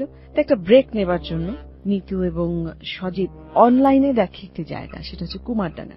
সেখানে একটা অনলাইনে ট্রাভেল গ্রুপে দেখেছে, সেই জায়গাটা সম্পর্কে পড়েই ওরা ছুটি নিয়ে চলে আসে সেই জায়গাটায়। কিন্তু সেই জায়গাটার থেকে ফেরবার পর থেকেই নিতুর অদ্ভুত আচরণ শুরু হয়। সে ভয় পায়। সেখানে কিন্নরী মহল নামে একটি মহল ছিল। সেই জায়গায় আমি এত কথা না বলি, আপনারা শুনেই ফেলেছেন ইতিমধ্যে প্রথম পর্ব। আসুন তাহলে দ্বিতীয় পর্বে চলে যাই, দেখি সেখানে কি অপেক্ষা করছে আমাদের জন্য। আপনি শুনছেন কুয়াশা এবিসি রেডিও 89.2 FM এ। আপনার সঙ্গে আছি আমি শারমিন। রিক্সা রেল লাইন পর্যন্ত যায় না, তাই লাইনের এই পারে বাজারের মাঝখানে নামতে হলো সজীব আর নিতুকে। বাজারের পাশেই বস্তি। রেল লাইনের ধারে সার বেঁধে ছোট ছোট খুপড়ি ঘর। কাকে জিজ্ঞেস করবে সেটাই ভাবছিল ওরা মনে মনে। হঠাৎ করে একটা চিৎকার শুনে ফিরে তাকালো নিতু। একটা বাচ্চা ছেলে ওদের দিকে তাকিয়ে চিৎকার করছে। না, ঠিক ওদের দিকে না, নিতুর দিকে তাকিয়ে। প্রথমে একটু অবাক হলো নিতু, তারপর আর দাঁড়ালো না ওখানে, সোজা বেরিয়ে এলো। সজীব আর কোনো কথা বলল না। নিতুর সাথে রিক্সায় গিয়ে উঠল। এমন বস্তিতে নিতুকে আনা উচিত হয়নি ওর, মনে মনে ভাবল সজীব।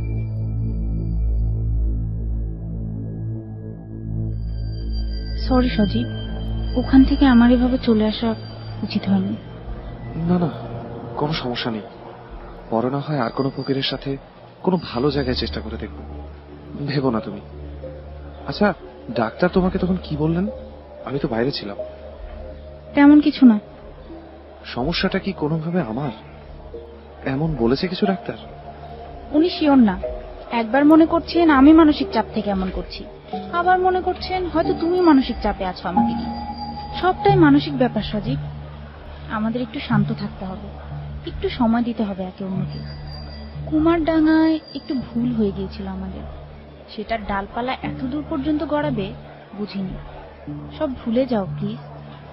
আমিও আর কিছু মনে রাখবো না। যদি মানসিক চাপের কারণে এমন হয় তাহলে চলো সে মানসিক চাপ দূর করে দিই আমরা দুজন মিলে।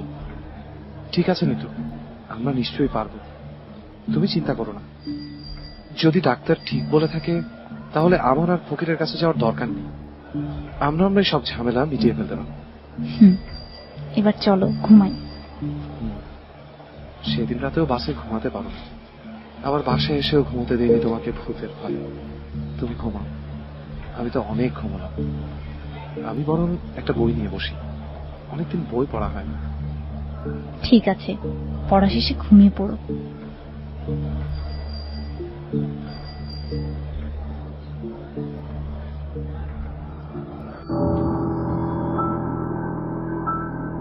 নিতু যখন চোখ মেলল তখন ওর সামনে একটা বড় সড়ো পাথর পড়ে। হাত ছড়ে গেছে, পা কেটেছে কয়েক জায়গায়। চারপাশে অবাক হয়ে তাকালো। জায়গাটা কোথায় বুঝতে পারল না। স্বপ্ন দেখলো নাকি? এখনো কি স্বপ্ন দেখছে? হাতের ঘড়িটা কখনো খোলে না নিতু, ঘুমানোর সময়ও না। ওটা এখনো হাতে আছে। সেটা সময় দেখলো রাত 3টা বাজে। এত রাতে ও এখানে কি করছে?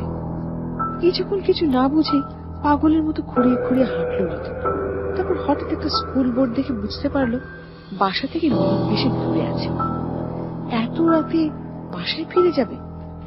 কোনো সমস্যা হবে না তো? আসার সময় কি একলা ছিল? সজীব? আচ্ছা, সজীব কোথায়? প্রথমে একটু ভয় লাগলো বটে, কিন্তু দ্রুত পা ফেলে বাড়ির কাছাকাছি পৌঁছে গেল নিতু।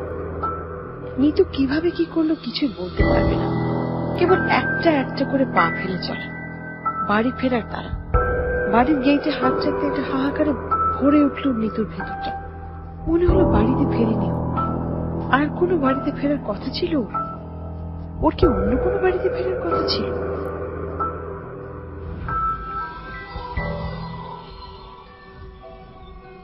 সজীব, এই সজীব। নিতু, কি হয়েছে? আমি এই বই পড়তে পড়তে ঘুমিয়ে পড়েছিলাম টেবিলেই। আরে, তোমার এই অবস্থা কেন নিতু? হাত পা কাটলে কিভাবে? তুমি তো জানো আমি এখানে ঘুমোচ্ছিলাম, তাই না? বলো। কিন্তু ঘুম ভেঙে দেখলাম আমি ঘরে না, রাস্তায়, তাও আবার পাড়ার 2 নম্বর ওই মোড়ের ওখানে। এত দূরে কিভাবে? তুমি গেলেই বা কিভাবে? আমি মনে হয় কেবল ঘুমের ভেতর কথাই বলি না সজীব, হাঁটাহাঁটিও করি। আমরা কাল আবার ডাক্তারের কাছে যাবো নিতু, কিচ্ছু হবে না। চলো চলো, তোমাকে নিয়ে একটু স্যাভলন লাগিয়ে দিই, ধুলো তো লেগেছে। চলো পরিষ্কার হয়ে নাও। সজীব, আমার ভয় করছে। আমি আমি কেন আমি কেন আমি কেন আরে বোকা মেয়ে, কাঁদছো কেন? চলো ঘুমাও, আমি আছি তো, আমি দেখছি যাতে কোনো সমস্যা না হয়। ঠিক আছে, আমি তাহলে ঘুমাই, কিছু হলে আমাকে জাগিয়ে দিও। ঠিক আছে ঠিক আছে, তুমি ঘুমাও। জাগিয়ে দিও কিন্তু। আচ্ছা দেবো বাবা, ঘুমাও এখন। পরদিন সকালে সজীবের কাছে নিজেই কোনো পীর ফকিরের কাছে যাওয়ার কথা তুলল নিতু। অবাক হলো সজীব, মাথা থেকে সব কথা বাদ দিয়ে দিয়েছিল, কিন্তু নিতু সেটা পারেনি দেখে চিন্তার রেখা পড়ল ওর কপালে। একটু চিন্তা করলে ঘাড়ের কাছে হাত দিয়ে চুলকানোটা অভ্যাস সজীবের, সেটা করতে গিয়ে ব্যথাটা টের পেল।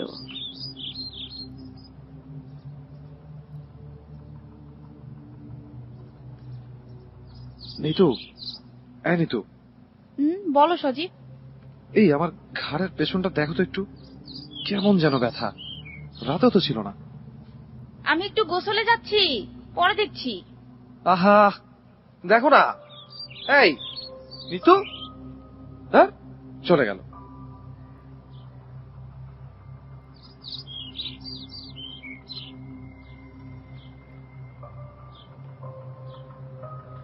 এই সজীব, শোন না, বৌমার কি কিছু হয়েছে নাকি রে? কেমন যেন এলোমেলো লাগছে, সব সময় অন্য মনস্ক থাকছে। আরে না, একটু ওই ঘুমটুম কম হচ্ছে তো, তাই মনে হয়। তুমি চিন্তা করো না তো। না, আজকাল ডাকলেও তো জবাব দেয় না, খুব আস্তে আস্তে কথা বলে। এরকম তো কখনো দেখিনি ওকে, বুঝিসই তো।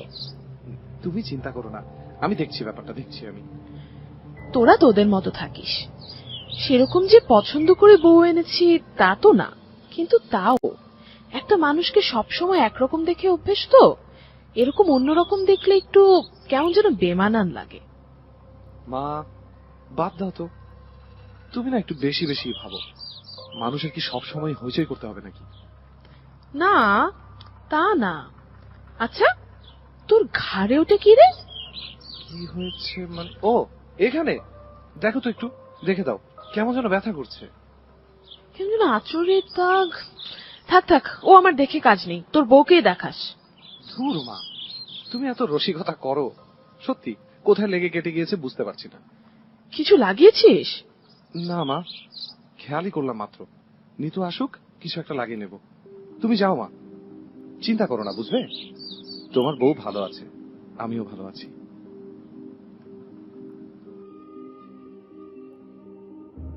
কয়েকদিন পরের কথা, নিতুর চোখ মুখ প্রতিদিন শুকিয়ে যেতে লাগলো।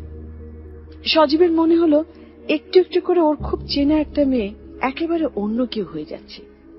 নিতুকে জিজ্ঞেস করলে ও কিছু বলে না, ডাক্তারের কাছেও যেতে চায় না, পীর ফকিরকে খোঁজে। কিন্তু কোন পীর ফকির কিছু করতে পারে না, পারে না। সজীব কিছুদিন আগে ডাক্তারের কাছ থেকে দূরে যেতে চেয়েছিল, কোন ফকিরের কাছে যেতে চেয়েছিল, কিন্তু এখন নিতুর অবস্থা দেখে ওর মন মোটেও সায় দেয় না মেয়েটাকে নিয়ে কোনো ভুয়া ফকিরের কাছে যেতে। কি হবে, সত্যি কি কোনো লাভ আছে?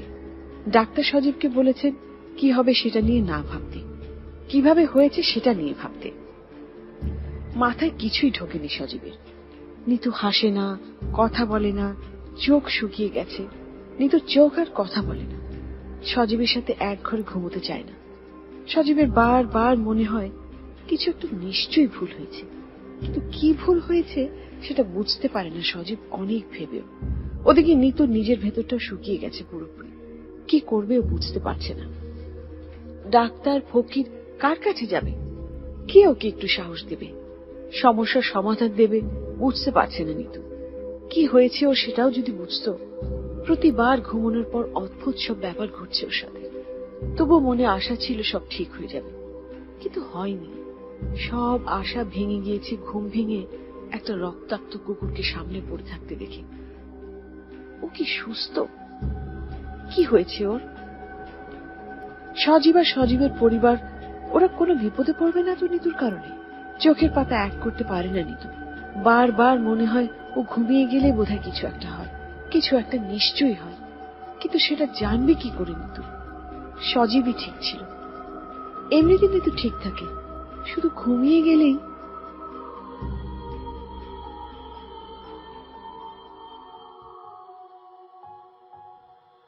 এই নিতু, কি করছো তুমি? তোমার ক্যামেরাটা লাগবে সজীব, তুমি একটা কাজ করতে পারবে? তুমি কথা বলছো নিতু? বলো কি কাজ? তোমার এই ক্যামেরাটা এখানে লাগাবো, একটু হেল্প করবে? তাহলে হয়তো বুঝতে পারবো আমার সমস্যাটা কোথায়, তুমিও বুঝতে পারবে। কিন্তু সেটার কি দরকার? আমি এই ঘরে থাকি, আমি ঠিক দেখে রাখবো।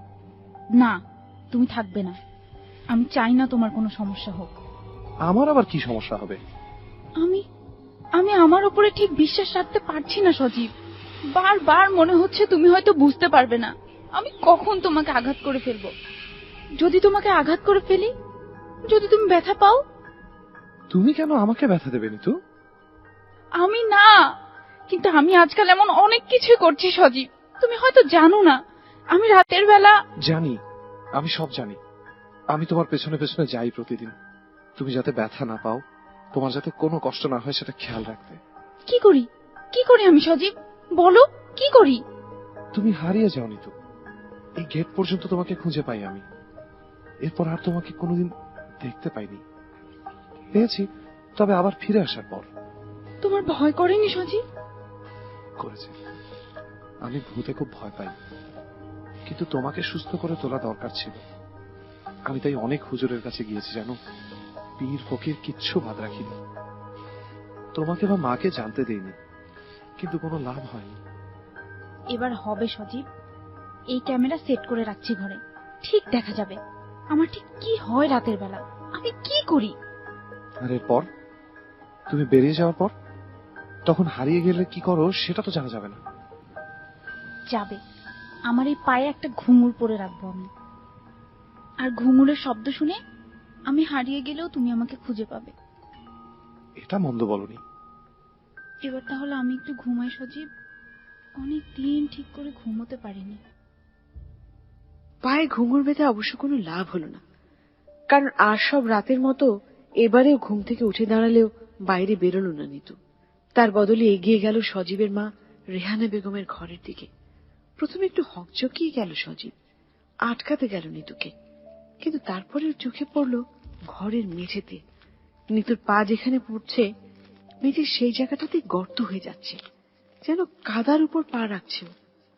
কোনো শব্দ করেনি সজীব, কিংবা হয়তো ভুল করে ওর মুখ থেকে কোনো শব্দ বেরিয়ে গিয়েছিল।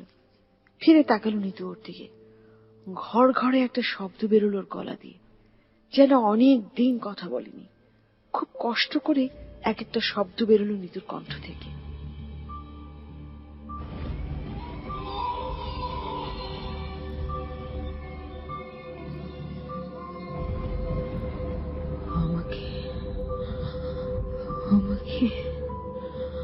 আমাকে বাড়ি নিয়ে যাও, আমাকে বাড়ি নিয়ে চলো। আবার বাসায়? নিতু, কোথায়, কোন বাসায় নিয়ে যাব? বাবার বাসা না, আমি আমার বাসায় যাব, আমার ঘরে। ওই তো তোমার ঘর, ওই তো। নিতু, কি হয়েছে, কি হয়েছে বলো? ওটা আমার ঘর না, ওটা আমার ঘর না। ওটা তোমার ঘর না? তাহলে কোথায় তোমার ঘর? বলো, কোথায় নিয়ে যেতে হবে তোমাকে? কুমারডাঙ্গা। নিতু, নিতু, কি হলো নিতু? আমি পারছি না সজীব, এভাবে বারবার আমি পারছি না। আমাকে এই যন্ত্রণা থেকে বাঁচাও সজীব, আমাকে এই যন্ত্রণা থেকে বাঁচাও। আরে বৌমা, সজীব তোর এখানে কেন, কি হয়েছে? কিছু না মা, কিছু না, তুমি ঘরে যাও, ঘরে যাও। আমাকে বাঁচাও সজীব, আমাকে বাঁচাও, আমি মরে যাবো সজীব।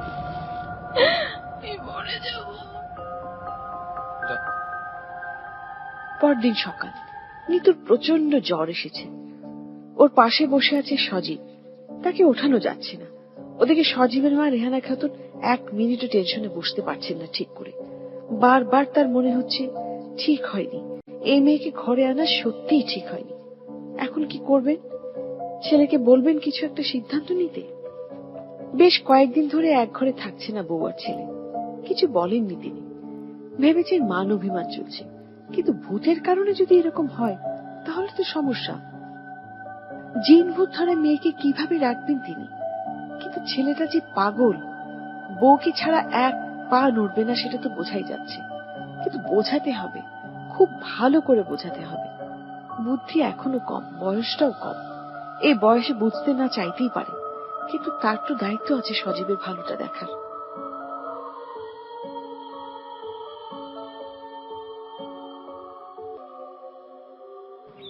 সজীব, একটু এদিকে আসবি বাবা? না মা, যা বলার এখানে এসে বলো। তোকে আসতে বলেছি সজীব। আমি নিতুর পাশ থেকে কোথাও যাব না মা, ওর শরীর ভালো নেই। তুমি এখন কেন আমাকে এভাবে ডাকছো মা? এখানে এসে বললেও তো পারো, এসো না। ঠিক আছে, তুই যখন বলছিস আমি নিতুর সামনেই কথাগুলো বলছি। কতদিন ধরে ওর এই অবস্থা বলতো?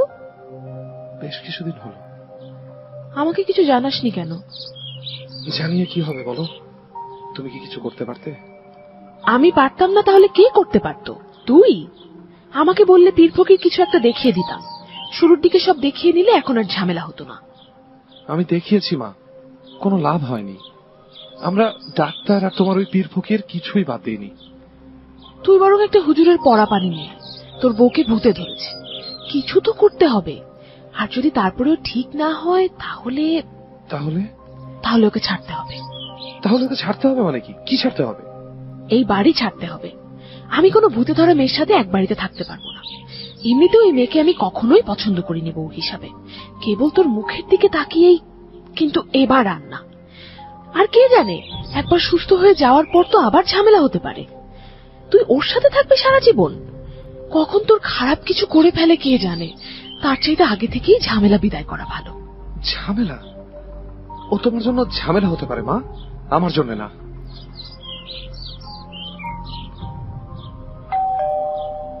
কে কে আপনি? আমার একটু ভেতরে আসতে দেন। কেন? ভেতরে আপনার কি কাজ? কেন এসেছেন আপনি? সে এখনো ভেতরে আছে, আমি বুঝতে পারতাছি। আমার ভেতরে যাওয়াটা দরকার।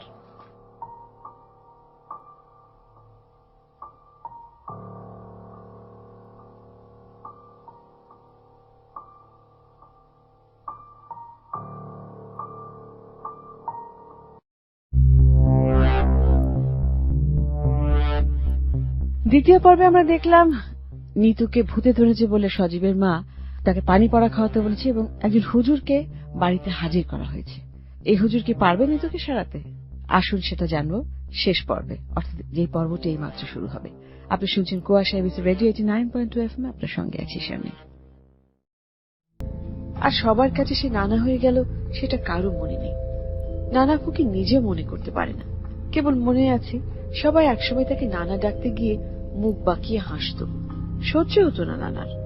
এখন অবশ্য আর কেউ হাসে না নানা ফকিরকে দেখে, কারণ সবাই জানে নানা অনেক কিছু দেখে, এমন অনেক কিছু দেখে যেগুলো হয়তো কেউ কখনো দেখবে বলেও ভাবেনি। এমনিতে নানার দেখা পাওয়াটা মুশকিল, বেশ ঝামেলা করে দেখা করে মানুষ নানার সাথে, কিন্তু নিজে ইচ্ছে করে এত ঝামেলা করে কারোর বাড়িতে এসে খোঁজ নেওয়া নানার জীবনে এই প্রথম। তাই সবাই বেশ অবাক হয়েছিল প্রথমটায় বস্তিতে। শেষ কবে নিজের খুপড়ি ঘরের বাইরে বেরিয়েছিল মনে করতে পারে না নানা। তাই প্রথমে বাইরের ঝলমলে রোদে চোখ ধাঁধিয়ে গিয়েছিল তার, কিন্তু তবু সে ধাঁধানো চোখেই দেখতে পেয়েছিল সে পুড়ে যাওয়া মাটির অংশ, কোন নারীর পায়ের ছাপ। সেই থেকেই খোঁজ শুরু। নিজের সমস্ত শক্তি দিয়ে নিতুকে এতদিন খুঁজে বেরিয়েছে নানা।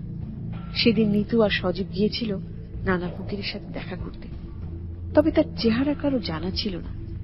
তাই প্রথমটায় বেশ অবাক হলো সজীব নানাকে দেখে।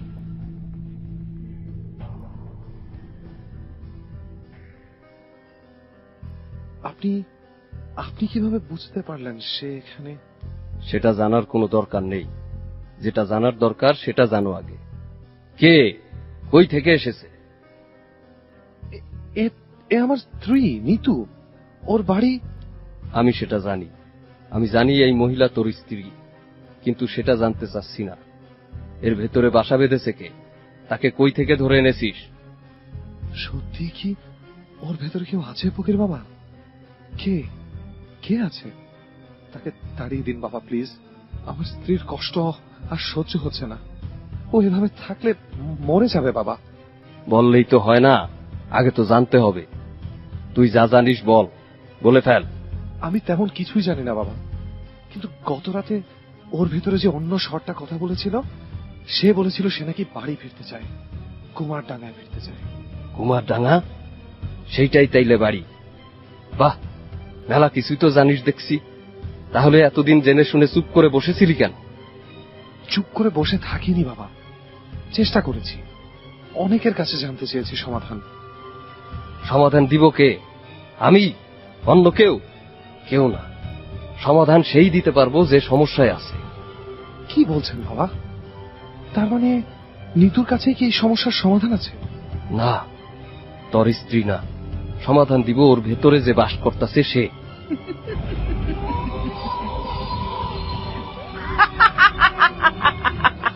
কে হাসছিস? কে? আমি। আমাকে যেতে দাও, আমাকে বাড়ি নিয়ে যাও।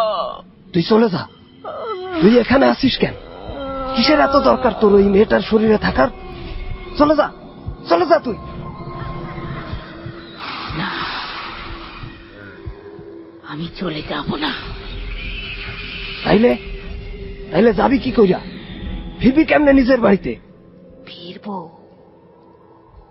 আর একটা প্রাণ লাগবে, সেটা নিয়ে বাড়ি ফিরবো। আমি একই বাড়ির মতো বাড়ি ফিরে যাব। এই মায়াটার প্রাণ নিয়ে তুই কি করবি বল? আর কতগুলা প্রাণ নিছিস? কেন নিছিস? কি লাভ তোর? আর একটা প্রাণ, আর একটা প্রাণ শয়তানের পায়ে বলি দিলেই মুক্ত হয়ে যাব আমি। সবকিছু পেয়ে যাব তখন আমি। রাজ্য, আমার সন্তান, আমার বাড়ি, আমার প্রজা, সব কিছু। তুই কে? কে তুই? আমি রাজনন্দিনী, আমি রাজনন্দিনী, আমি রাজনন্দিনী, আমি কুমারডাঙ্গার রাজনন্দিনী। কেন নিতুকে মারতে চাচ্ছ তুমি? আর কোনো কি উপায় নেই? আমি সাহায্য করব, কিন্তু নিতুকে এভাবে না, আমি একবার যেটা ভাবি সেটা করেই ছাড়ি। কিন্তু আমি যতক্ষণ আছি ততক্ষণ কিচ্ছু করতে পারবি না তুই। এই মায়াটার কিছুই করতে পারবি না তুই। কে বলে?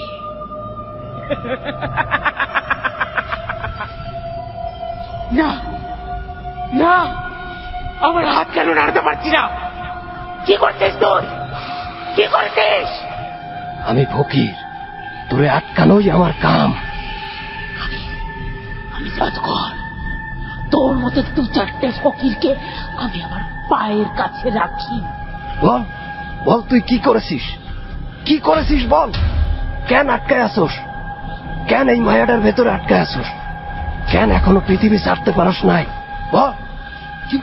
কিন্তু সেটা জেনে কি লাভ ফকির বাবা? তাতে করে কি নিতু ঠিক হয়ে যাবে? হবে। তোর স্ত্রী সুস্থ হয়ে যাওয়া এখন এই রাজনন্দিনীর উপরেই, আর তার জন্য ওর সত্যটা জানা দরকার। বল বল, কি হয়েছিল? বলছি, 850 বছর আগের কথা। কুমারডাঙ্গার পশ্চিম দিকে একটা জঙ্গল ছিল, আর তার পাশে একটা ছোট্ট করে ঘর।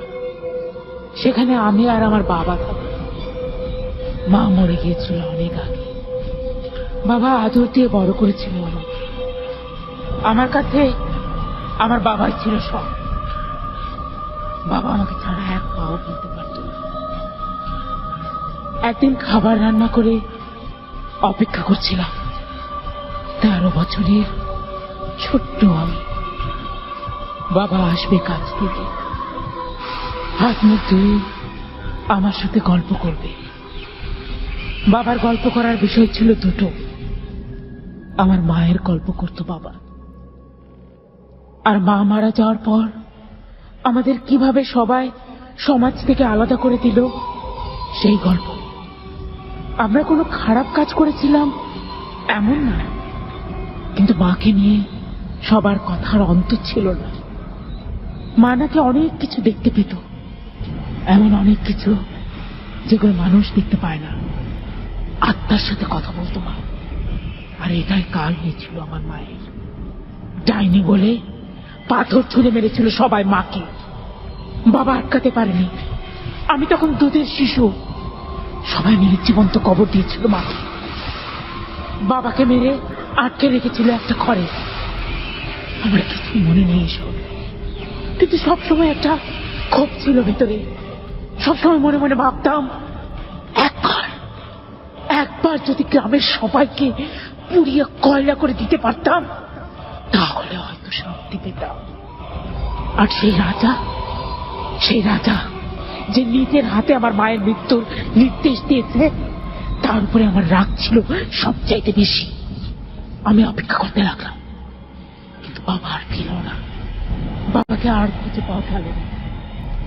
আমি গ্রামের ভেতরে চলে গেলাম বাবাকে খুঁজতে। সেখানকার একটা মিলে কাঠ বেচত বাবা। জঙ্গলের কাঠ কেটে সেখানে বেঁচে আসায় কাঠ ছিল বাবা। ওরাও কোনো কথা বললো না আমার সাথে। শুধু মিলের দাদু আমার পরিচয় জেনে মুখ নামিয়ে বলল, তুমি বরং একবার রাজার কাছে যাও।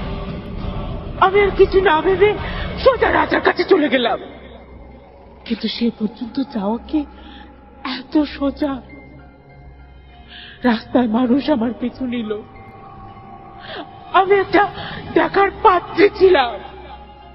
হবই না বা কেন?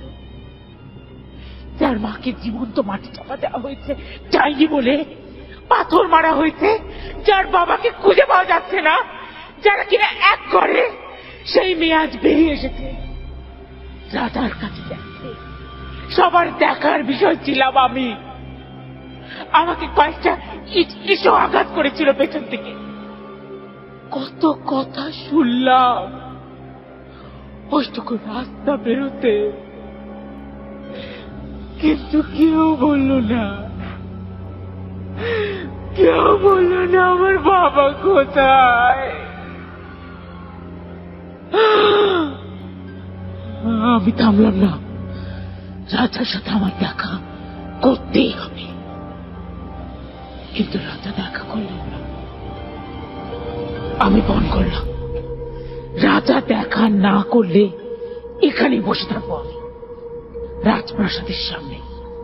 রাজা বেরোলেই জানতে চাইব আমার বাবা কোথায়। কিন্তু সেটা আর হলো না। রাজা সৈন্য এসে আমাকে মেরে তাড়িয়ে দিল। খাওয়া হয়নি বেশ কয়েকদিন ধরে। বাবা নেই, কেউ নেই, আর কেউ আমার সাথে ভালো ব্যবহার করে না, কথা বলে না। কাজ নেই কোনো যেটা করে খাবো। কাঁদতে কাঁদতে আমি আমার বাড়ির পথ ধরলাম, কিন্তু বাড়ি যাওয়া হলো না আমার। তার আগে দেখা হলো এক সন্ন্যাসীর সাথে, আমার গুরু। তার কাছ থেকে অনেক কিছু শিখলাম আমি। সন্ন্যাসী বাবা বললেন আমার ভেতরে নাকি অনেক শক্তি আছে, এমন অনেক শক্তি যেটা আর কারো ভেতরে নেই। আমার মায়ের শক্তিটুকু নাকি মা আমার ভেতরে দিয়ে গিয়েছে। আমিও নাকি চাইলে আত্মাদের সাথে কথা বলতে পারবো, যা খুশি করতে পারবো, যার উপরে ইচ্ছা প্রতিশোধ নিতে পারবো। আমি শিখতে শুরু করলাম আমার এই ক্ষমতা ব্যবহার করা। খুব বেশি সময় লাগলো না। সন্ন্যাসী বাবার কাছ থেকে আমার শেখা শেষ হয়ে গেল। আমি পাশের রাজ্যে গেলাম। সেই সময় আমাদের ওদিকে হিন্দু রাজাদের বসতি ছিল। পাশের রাজ্যে গিয়ে আরো অনেক কিছু শিখলাম আমি। নিজ রাজ্যে যেটা পাইনি, পাশের রাজ্যে সেটাই পেলাম।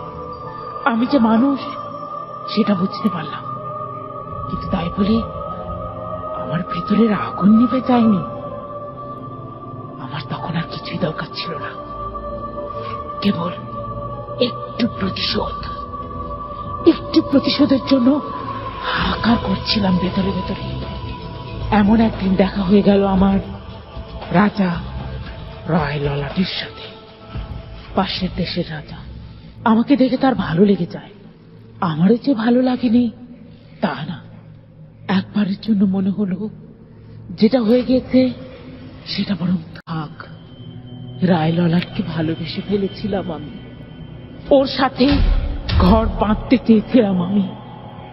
আমার প্রতিশোধের নেশা ওর তীব্র ছিল, কিন্তু তার চাইতেও তীব্র হয়ে দাঁড়ালো রায় ললাটের ভালোবাসা। ঘর বাঁধার স্বপ্ন দেখলাম আমরা। আমাদের বিয়ের তারিখ ঠিক হলো। আমার সম্পর্কে সব জেনে আমাকে বিয়ে করতে চেয়েছিল রায় ললাট। তাই পাশের দেশ মানে আমার দেশের রাজা ভবানী প্রসাদের সাথে খুব একটা খাতির ছিল না তার। যে ক্ষোভ আমার মনে ছিল সেটা নিজের ভেতরে নিয়ে নিয়েছিল রায় ললাট। রাজা ভবানী প্রসাদের বয়স হয়ে এসেছিল, কিন্তু চরিত্র পাল্টাই। আগেও যেমন ছিলেন তেমনটাই এখনো যে আছেন তিনি, এটা জানতে পারলাম আমাদের বিয়ের 1 সপ্তাহ আগে। কি হয়েছিল 1 সপ্তাহ আগে? রায় ললাট আর আমার বিয়ের খবর পেয়েছিল রাজার ভবানী প্রসাদ অনেক আগে, আর দেখেছিল আমাকেও। এর আগে কখনো রাজার মুখোমুখি হইনি আমি। বিয়ের আগে আমার ছোট্ট বাড়িতে ছিলাম আমি, রাজপ্রাসাদের পাশেই রায় ললাটের বানিয়ে দেওয়া ছোট্ট ঘরে। সেখানেই দেখা হয় আমার রাজা ভবানী প্রসাদের সাথে। এর আগে তাকে কখনো দেখিনি আমি, সেও না। আমার ঘরে হুট করে ঢুকে এক নজর তাকিয়ে চলে গেলেন তিনি। সৈন্য ছিল, মেয়েরা ছিল, কিন্তু কেউ কিচ্ছু বলার সাহস পেল না। বিয়ের ঠিক আগের দিন থেকে ঝামেলা শুরু হয়ে গেল।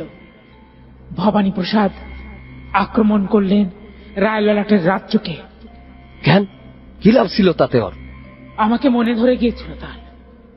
আর একবার যেটা মনে ধরে যায় রাজা ভবানী চন্দ্রের, সেটা না করে কোনোভাবেই থামে না সে। রাজার জেদের কাছে পরাস্ত হয় রায় ললাট। রায় ললাটকে ছাইড়া দিছিল ভবানী? না, রায় ললাট বন্দী হয়, প্রাণে বেঁচে যান, তবে কেবল 1 শর্তে। আর সেটা হলো আমি ভবানী প্রসাদকে বিয়ে করব। আমার কথা দেওয়ার পর ভবানী প্রসাদ রায় ললাটকে ছেড়ে দেয়, প্রাণে মারে না। কারাগারে বন্দী হয়ে থাকে রায় ললাট। এরপর এরপর কি করলি তুই? আমার আর কোনো উপায় ছিল না। আমি পারলাম না নিজেকে আটকাতে। আমার মাকে যে মেরেছে, যার কারণে আমার বাবা উধাও হয়ে গেছে, যে আমার শেষ স্বপ্নটাকেও ভেঙে দিয়েছে, তাকে ছেড়ে দেওয়াটা বোকামি ছিল। আমি রায় ললাটকে বাঁচাতে চুপচাপ বিয়ের জন্য হা করেছিলাম।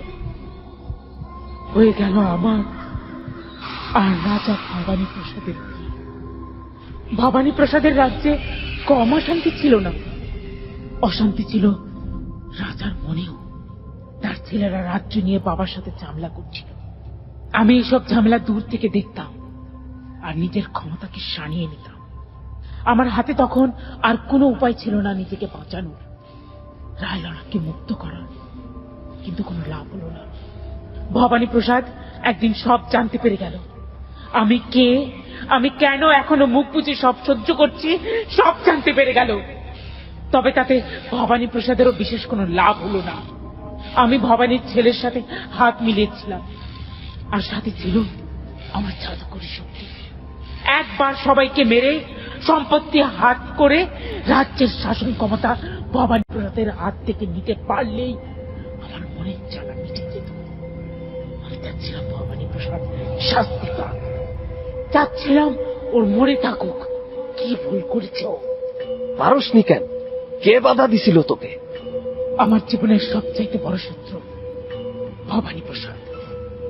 আমার জীবনের সব বাধা, সব ঝামেলার কারণ একমাত্র সেই। ভবানীর ছেলেকে আমি হাত করে নিয়েছিলাম, ভবানী প্রসাদকেও আটকে রেখেছিলাম। এরপর ছেলেদের মেরে সম্পত্তি পাওয়াটাও খুব সহজ হয়ে গিয়েছিল আমার জন্য। এর ভিতরে একটা সন্তান হয়ে গিয়েছিল আমার। আমি চাইনি এই সন্তান বেড়ে উঠুক, কারণ এই ছিল ভবানীর সন্তান। কিন্তু মা ছিলাম আমি, পারিনি তাই নিজের সন্তানকে দূরে রাখতে। তবে ভবানী আমার জীবনে থাকুক সেটাও চাইনি আমি। সবকিছু পরিকল্পনা মাফিকই চলছিল, কিন্তু হঠাৎ কি হলো, খুব করে সব জানতে পারলাম। প্রাসাদের ভেতরে খুব গোপনে যে কাজ হচ্ছিল সেটা মাঝখান হয়ে গেল। প্রচারা সবাই এসে ঘিরে ধরল প্রাসাদ। ভবানী কোনোভাবে বাইরের সব খবর ছড়িয়ে দিয়েছিল। বুঝতে পারিনি আমি, শেষ পর্যন্ত আমাকেও আমার মায়ের মতো বেঁধে ফেলা হয়। পাথর ছুটতে থাকে সবাই আমার দিকে। জাদুকরি ছিলাম আমি, সেটাই ছিল আমার অপরাধ। আমাকে প্রথম পাথর মেরেছিল ভবানী প্রসাদ নিজে। আমার চোখের সামনে রায়ললাটকে মেরে ফেলা হয়। আমার সন্তানকে গরম তেলে চুবিয়ে মেরে ফেলা হয়। আর তুই, তোর সাথে কি করছিল ওরা?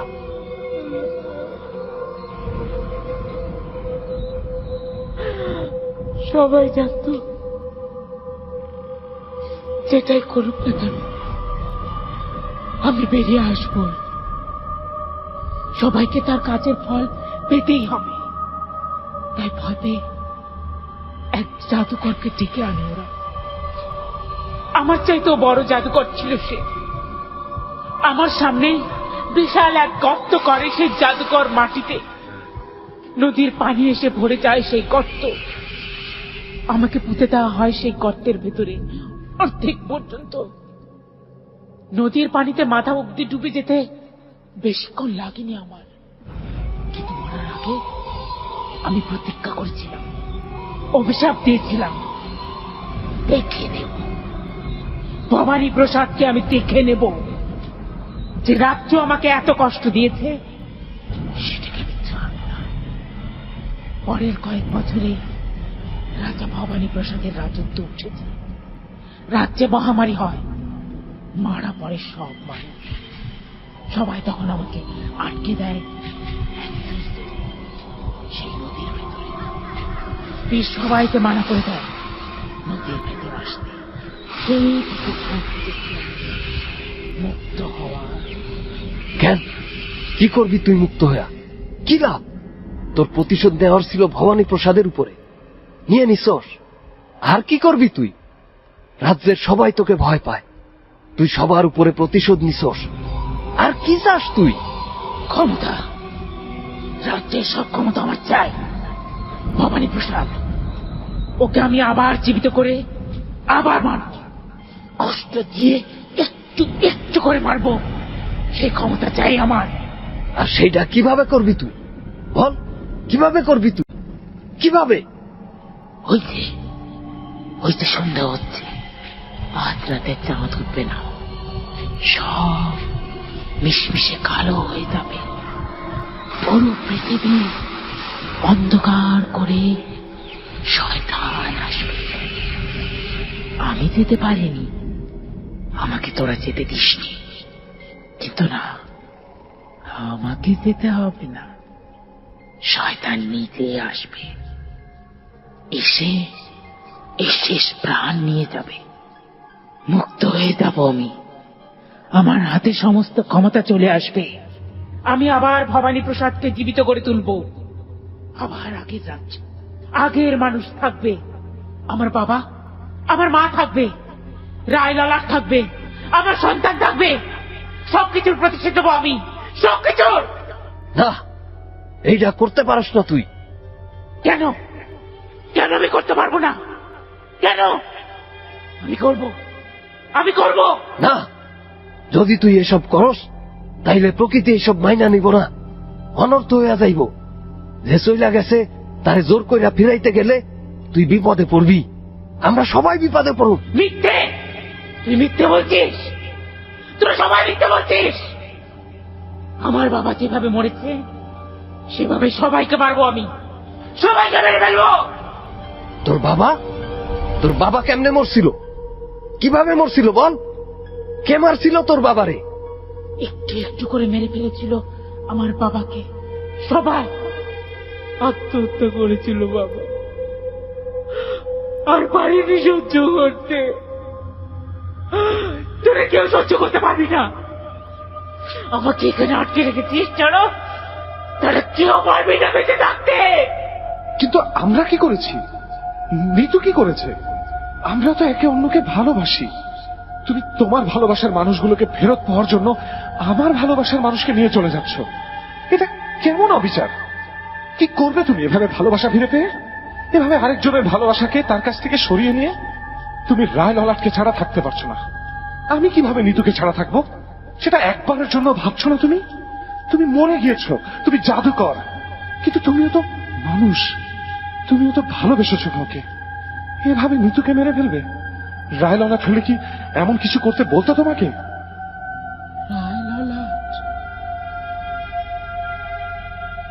রায় ললাটের নাম মুখে আসতেই নেতিয়ে পড়ল নিতুর শরীর। কি দ্বিধা দ্বন্দ্ব, কি ঝড়, কি যুদ্ধ চলছিল নিতুর সাথে রাজনন্দিনীর ভেতরে ভেতরে, সেটা বাইরে থেকে বোঝা যাচ্ছিল না। তবে একটু একটু করে নিতুর শরীর থেকে জীবনের চিহ্ন যে মিলিয়ে যাচ্ছে সেটা বোঝাটা কঠিন কিছু ছিল না। প্রথমে বেশ ছটফট করে উঠল নানাপুকি। রাজনন্দিনীর সাথে আরো কথা ছিল তার। নিতু নামের এই মেয়েটাকে বাঁচাতে হবে, কিন্তু সেটার জন্য রাজনন্দিনীর সাথে কথা বলাটা খুব দরকার।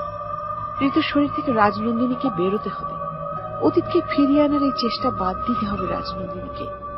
কিন্তু একদিন গেল, 2 দিন গেল, 3 দিন গেল, আর ফিরে এলো না রাজনন্দিনী নিতুর শরীরে। কোমায় চলে গেল নিতু, কেবল নিঃশ্বাসটুকু চলছে। উপায় না পেয়ে নানা ফকিরের কাছে ছুটে এলো সজীব।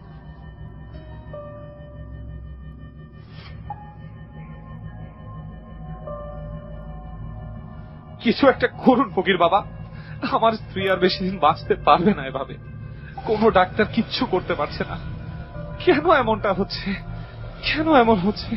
রাজনন্দিনীর কারণে। নন্দিনী, সে তো নিতুর ভেতর থেকে চলে গিয়েছে অনেক আগেই। সেদিন আপনার সাথে কথা বলতে বলতেই তো। না, রাজনন্দিনী চলে যায়নি, ওরে জোর কইরা থামায় রাখছে কেউ। আমরা ছাড়াও কেউ একজন আছে যে চায় না রাজনন্দিনী ওর কাজে সফল হোক। কে সেটা? রায় ললাট? রাজনন্দিনীর বাবা? রায় ললাট বা রাজনন্দিনীর বাবা হইলে রাজনন্দিনীর আত্মা স্বেচ্ছায় তোর স্ত্রীর শরীর ছাইড়া চইলা যাইত, কিন্তু সে ছাড়ে নাই। তোর স্ত্রীর শরীরের ভেতরেই এখনো বাস করতেছে রাজনন্দিনী, আর সাথে আছে আরো একজন। কেউ একজন আছে সেইখানে। রাজনন্দিনী একা নাই। চল, আমিও যাব। কিন্তু হাসপাতালে? নাইলে তোর স্ত্রীরে বাঁচানো সম্ভব হইব না। আচ্ছা চলুন, আমি ব্যবস্থা করছি। বেশ খানিকটা ধকল পোহাতে হলো হাসপাতালে সজীবকে। অনেক অনুরোধের পর আধা ঘন্টা নানা ফকিরকে নিতুর কাছে যাওয়ার সময় দিলেন ডাক্তাররা। কোমা থেকে মাত্র বেরিয়েছে নিতু, খানিকটা জ্ঞান আছে, কিন্তু দেখলেই বোঝা যায় প্রাণার খুব বাকি নেই শরীরে। সাথে সবসময় একজন নার্স থাকবে এই শর্তে ডাক্তার মানল। নানা ফকিরের এর চাইতে বেশি কিছু দরকারও ছিল না। রাজনন্দিনী বেশ শক্তিশালী আত্মা, তার চাইতে শক্তিশালী আত্মার কে আছে যাকে হারাতে পারছে না রাজনন্দিনী আর নিতু দুইজন মিলে? জানাটা খুব বেশি করে দরকার।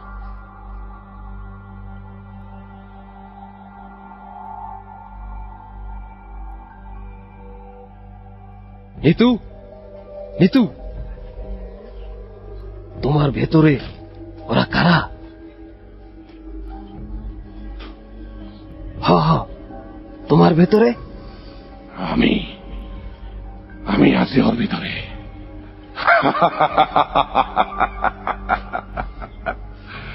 তুই যত বড় ফকির হোস না কেন, আমার কিচ্ছু করতে পারবি না। রাজনন্দিনী পারেনি, তুইও পারবি না, কেউ পারবে না। পারবো, পারবো। রাজনন্দিনী আর নিতু দুজন আছে তোমার বিরুদ্ধে, ওদের সাহায্য করব আমি। ওরা পারবো? আমার হাতে রক্তের দাগ সবচাইতে বেশি। আমার মতন শক্তি আর কারো নাই। যে শয়তানকে রাজনন্দিনী ডাকছে মুক্তি পাবে বলে, আমি নিজেই সেই শয়তানের অন্য রূপ। পারবে না, তুইও পারবি না, আমার সাথে কেউ পারবি না। রাজনন্দিনী, নিতু, শুনতে পাইতাছো? তোমরা শুনতে পাইতাছো? ভবানী প্রসাদের আত্মার শক্তি অনেক বেশি হইতে পারে, অশুভ কিছুর শক্তি সব সময় বেশি হয়, কিন্তু তাই বইলা সেইটা শুভ শক্তিকে হারাইতে পারবো না। শয়তান না রাজনন্দিনী, নিজ থেকে লড়ো। তুমি যা তার জন্য লড়ো, নিতুর লগে হাত মেলাও, একসাথে ভবানী প্রসাদের সাথে লড়ো। তোমরা পারবো না, ভবানী প্রসাদ কিছুতেই পায়রা উঠবো না।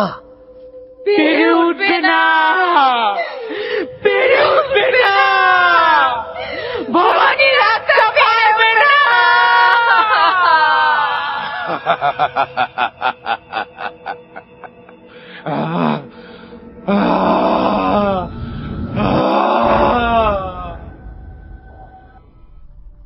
নানা ফকিরের কথা সত্যি হয়েছে। পারেনি ভবানী রাজনন্দিনী আর নিতুর সাথে। রাজনন্দিনীকে মারার পরেও ওকে নিজের জালে আটকানোর ইচ্ছে যায়নি ভবানীর, তাই ফিরে এসেছিল সে রাজনন্দিনীকে আরো একবারের মতন আটকে রাখতে। কে সাহায্য করেছে রাজনন্দিনীকে এই পৃথিবী থেকে মুক্ত হতে? নিজের সন্তান, ভালোবাসার নিজের জায়গাটাতে ফিরে যেতে? নিতু? নানা ফকির? না, রাজনন্দিনী নিজেই নিজেকে সাহায্য করেছে। অশুভ থেকে শুভর পথে এসে লড়েছে, আর জিতেছেও সে। নিতু ভালো আছে, শরীর ভালো আছে তার। সজীব আর নিতুর ছোট্ট সংসার নিয়ে সজীবের মায়ের আর কোনো আপত্তি নেই। তিনজনে মিলে বেশ আছে এখন তারা। কে জানে, হয়তো ভালো আছে রায়ললাট, বাবা মা আর সন্তানকে নিয়ে রাজনন্দিনীও অন্য কোথাও, অথবা অন্য কোনোখানে।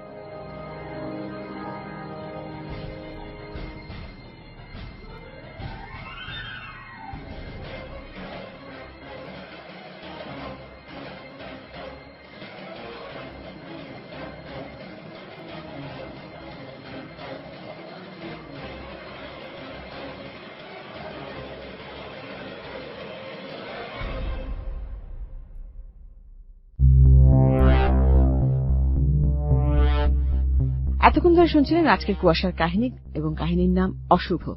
আর লিখেছেন সাদিয়া বৃষ্টি, নাট্যাংশ পরিচালনায় ছিলেন সাকিব ফারজানা এবং সাউন্ডে ছিলেন খন্দকার গালিব। আর জানিয়ে দিব এই নাটকের বিভিন্ন চরিত্রে যারা অভিনয় করেছেন তাদের নামগুলো।